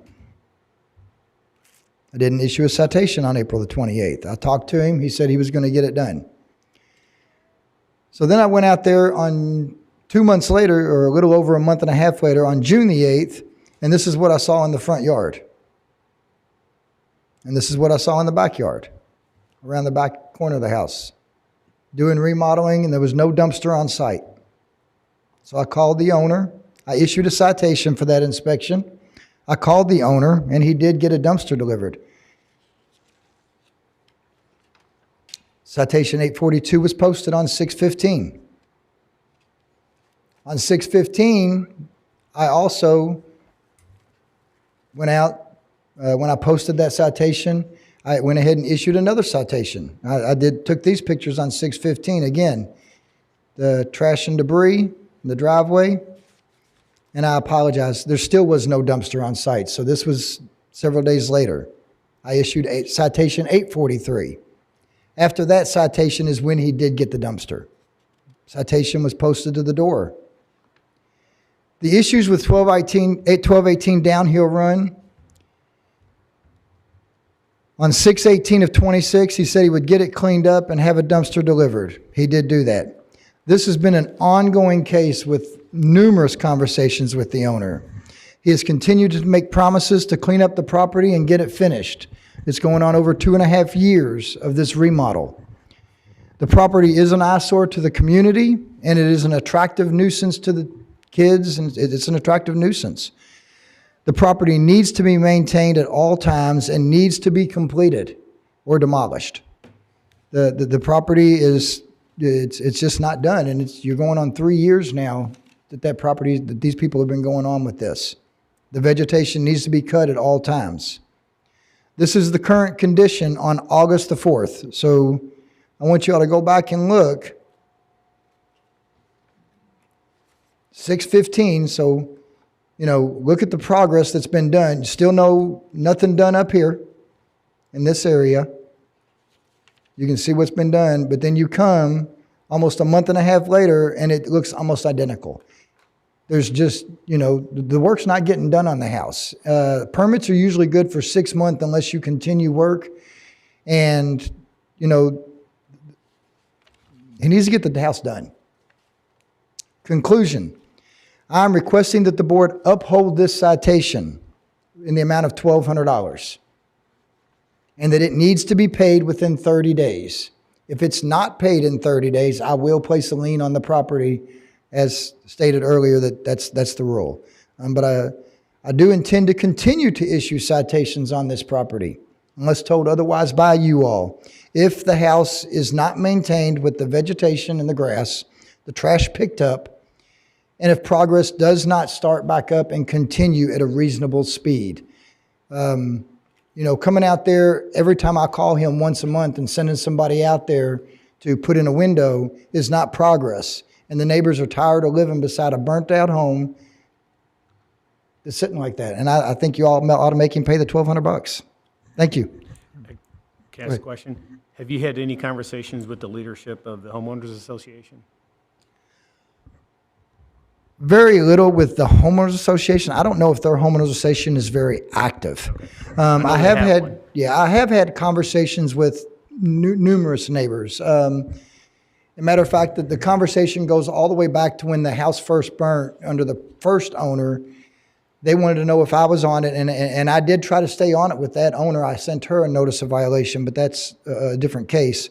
Because the one thing that all the homeowners were concerned about was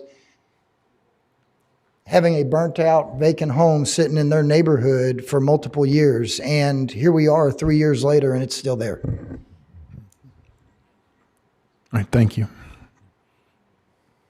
Okay, we want to open it up now for anyone that wants to speak in favor and opposed to the citation. You can come forward.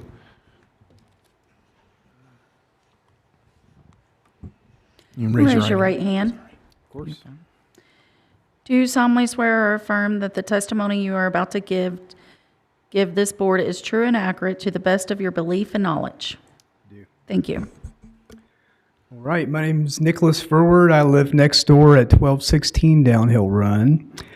I guess I would like to say most of all is that like it's not only a nuisance, this is a hazard to property and health. So what Adam may not know is there was actually another fire there a few months ago, and some kids, we've had this ongoing problem where like teenagers will break into this house. When it didn't have any windows and doors, it was much more common.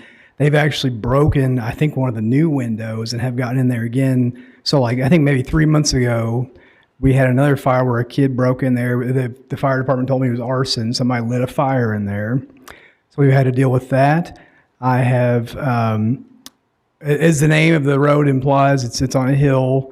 Their house is slightly above mine. The junk, detritus, is even though it looks better in some of those pictures, it's still there. And the rain washes that down onto my driveway, and I'm dealing with erosion issues because their driveway is in disrepair. I have 4 young children. There's still like glass and nails and other sharp things in that property. So if they go outside, I got to keep an eye on them constantly to make sure they don't go over there and get tetanus from an old nail sticking up. Additionally, I do want to kind of harp on, I know those pictures show some progress being made, but as Adam said, this is super slow. He'll go in there once every 6 months and put a window in. There's still ways for these kids to get in. There's no security at all. Like they can get in there, break windows. They're up to no good. It's an issue with property value, eyesore. Obviously, you guys know that. I won't harp on that too much more. I think that's the main stuff, but I really just did want to say it's a hazard. It's not just a nuisance. And in fact, I know, Adam, you said you don't like to issue citations much higher, but like, I'm so sick of this. I would very much appreciate it if you would give them the daily citations. Like it's become such a hassle for us every day having to look at that and deal with that. Or if there's some way to escalate that, and I'd be more than glad to hear that from you after this. Thank you for your time. All right, thank you. Does anyone have any questions? Do you know the status of the homeowner association there? And if they've been Oh, involved yeah, at all I in didn't want to communication? interrupt. It's kind of a neighbor here can tell you more than I am, but it's very low key. I don't think they meet very often and don't do much enforcing or anything like that. All right, thank you. I'm Kyle Dietrich. I live at 1219 Downhill Run. I'm on the other side of this house, and my wife and I bought our house in 1988. So we're the old folks of the neighborhood. Been next to this house 38 years. And I will say that I'll give you've done a great job of explaining what's going on, and Nick has too. So I'll just give you a little bit more history. The house was built in 1990. 1995, it resold to a lady who could not throw anything away. So after 6-8 years, she had to move out because the debris in the house was 3 to 4 feet deep. It was vacant then for 20 years. So we've watched the kids come and go all that time. You know, the kids that were 10 years old then are 30 years old now. The house caught fire with all the debris in it, and the fellow who has purchased it began remodeling without even removing the debris on the first floor. Just recently, some of the clothing that was left in one of the closets was removed. I mean, it's the pace of his work is just so incredibly slow, it's unimaginable. So, and additionally, I've been in construction for 45 years. To my mind, the house should not have been remodeled at all. It should have been bulldozed, you know, and start over from scratch. There's still charred lumber in there. There's an odor that, you know, won't go away. So I'm with Nick. I think if you could step up, you know, the pain. This fella who bought it is a surgeon, I understand. I don't think he's too concerned with the fines, but if it becomes substantial, maybe he will. So that's about all I can think of to say. Thank you. Did anyone have any questions? And to the homeowners association, like I say, we've been there 38 years. When we first moved in, it was very, very strong. We had Easter egg hunts, things for the kids. You know, we met monthly, annual meeting, that type of thing. That's not happening anymore. Interest is, you know, waned in that area. So it's not a strong homeowners association. I can't imagine going to them and getting any action on this, you know. So we're kind of dependent on you guys to keep the heat on this fella. So. Is it the owner going in and working on it, or is he sending in contractors? He's sending out contractors. He's sending contractors. And they never look like, you know, reliable contractors to me. You know, there'll be a pickup truck.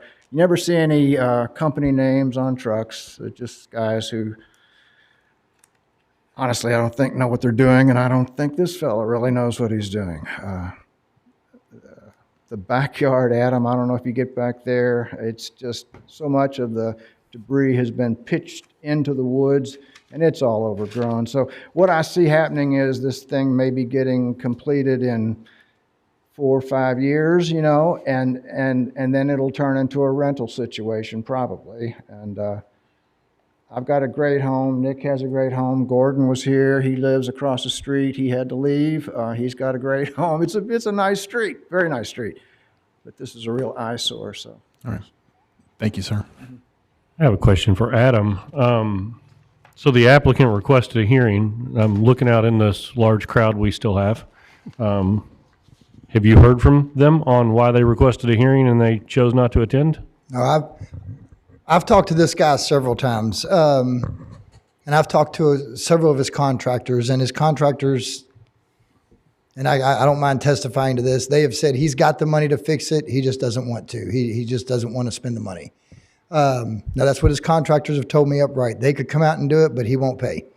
Why he didn't show up, he tries to push everything off as long as he can. Every time I've dealt with him, and I would like to apologize to you all. Like I said, when I got them to come in and get their permit, once they came in and got the permit, happened to be in the area and thought I'm going to drive by and see. Happened to be in the area and thought I'm going to drive by and see how much they gotten done, and that's when I realized it was that bad, and that's why you went almost a year of nothing being done. Otherwise, you know, usually people don't spend $150,000 or $120,000 for a house and then just not do nothing. I expected it to be done when I drove by, but it's been going on for a long time, and I can definitely try to, unless told otherwise by you all, I can step this up because the fines are up to $400 a day, and I can try to hit him, you know, at least twice a week, so $800 a week, maybe even $1,200 a week. Until he really starts making progress. And then if they're not paid, like I said, if you say he owes this money and you all don't hold anything in abeyance, if he doesn't pay it in 30 days, I can put a lien on the property. And after I put the lien on the property, immediately I can go to, if he doesn't pay it, I can go to fiscal court to ask for foreclosure of the property. And get it sold. The only other, there's not a lot of other good options. It's just financially is the best way to get him. Where did you come up with 1,200? So the first citation was 150, the second one's 250, so that's 400. And then the next two were 400 apiece, so 4, 8, Okay. 12. And I figured you had everyone, math to it. I was just yeah, curious. everyone after that is $400. So every citation from here on out is $400, up to one citation a day. And to go out there every day, I've tried to do that before. I could issue one every day I go out there. It's a 40, 30 to, I ain't got time. I could do it probably twice a week. Okay. Thank you. So the first item is discussion or a motion on whether the citations were issued properly. On August 15th. And I will note for the board that there is an option here to find that by not appearing, that the respondent has waived the right to a hearing and can therefore find on a single motion that the violation has been sustained by waiver. I'm sorry? I said, if you look at this, at procedural matters number 1, there is an option there for the board to find that having requested a hearing but failed to show up, that this is deemed waived and therefore the violations have been conceded. If you read option C there. Option C. Mhm. All right. We've never had that time, have we? So you want to make that, you're making I'll that make the motion? motion, yes. All right, for On option August- C, Uh-huh. the respondent requested a hearing to contest the citation. The respondent is deemed to have waived the right of a hearing because they didn't show up to contest the citation. We have that motion. Do we have a second? I do believe the board also needs to make a finding as to whether the citations were properly issued. That's part A. Yeah. And I did write down the dates, 10/17/25, 4/15/26, 6/15/26, and 6/18/26. And the last one, which is the 15th? I had 6/18/26 as the final citation. Oh, I'm looked at, okay. So that's your motion? That is my motion. Okay. And we have a second? Second. All right, it has been seconded. So all in favor, say aye. Aye. All opposed? All right, so we're going to move to the penalty phase. And want to open up to discussion or a motion on how we want to address the fine. So since Adam calculated it, and I figured he did, can we still adjust it and raise it, or would that be The ordinance maximum? says not more than 50 nor less, I believe it's $50 to $500 is what the ordinance permits. Adam, I believe that you're requesting a particular fine, but that penalty is not listed anywhere in the citation, is it? So our citations are actually, it's 150 for the first citation, 250 for the second, 400 for each additional citation. There can be an additional amount added for requesting a hearing. We have never done that. I've never charged the additional amount to come to a hearing. It's something that could be done, but we've never done it in the past, so I'd prefer not to do it. I think sticking with the 1,200, I don't think you can make it more than the 1,200. I don't think that you can, but I think the way it was explained to me is that our job is to only provide relief. We can't, you're the one who issues the citation, so that. Okay. So that should be it. Yep, that's good info. I think, can we, I guess what Adam was going to do, we had $1,200, but then he goes by there every day, $400 every day, $400 every day. But we can't. And we tell Adam can't what direct to him do. to do his job. He can do yeah. it. But he can do that, but we. You can't Can't tell tell me to do Yeah. that, but I can say that I will do that unless you tell me to do something. You can tell me not to go there for the next 2 weeks, which is basically giving him 2 weeks of relief. Otherwise, I can go there tomorrow. Yeah. Unless you tell me otherwise, I will go there. And that's what I'm trying to tell you all. I will continue to try to issue citations at least 2 a week, unless you tell me otherwise. And the otherwise would be only issue 1 a week. So you can, or no more than 1 a week, I guess you could say. You cannot issue, but if you don't say anything, I will try to go there at least twice a week. Understood. Okay. Yeah. So I just want to, what do we need to do? I don't know what we need to do. No, you're right on. We're at the penalty phase. So yeah, we're at the penalty phase, and I believe the So we have a fine of $1,200. fines are total $1,200 are true. They're good for the total number of citations, and these need to be paid immediately. All right. So we're holding the citation, wait, where'd it go? Upholding the citations, and we're offering no remediation to time. Okay. So that is our, sorry. Is that your motion? Yes, that's my motion. Do we have a second? I'll second. All right, we have a second. All in favor, say aye. Aye. All opposed? All right, so the motion carries. See, there, Adam, is there any other items on the agenda? There's no more items on the agenda. All right. So if there is nothing else from anyone from the board, do we? Can you get a motion to adjourn? I will throw something up there for your all's consideration. I'm given to understand that we're holding these at 4 o'clock because my predecessor was unable to get back from the temporary courthouse any sooner than this. You all would have to amend your bylaws to start holding them at 3 p.m. again, but it is entirely feasible for me to walk back over from the current courthouse and be here at 3 p.m. It would just need to be a motion to amend the bylaws. We do need the entire board for that. Okay, we're missing one. Okay, well then just throw that out there for consideration next time we meet. Yes, sir. Thank you. So we got a motion to adjourn from. All right. Any seconded? Second. All right. Motion. Oh, well, sorry. All in favor, say aye. Aye. All opposed? Okay, we're adjourned.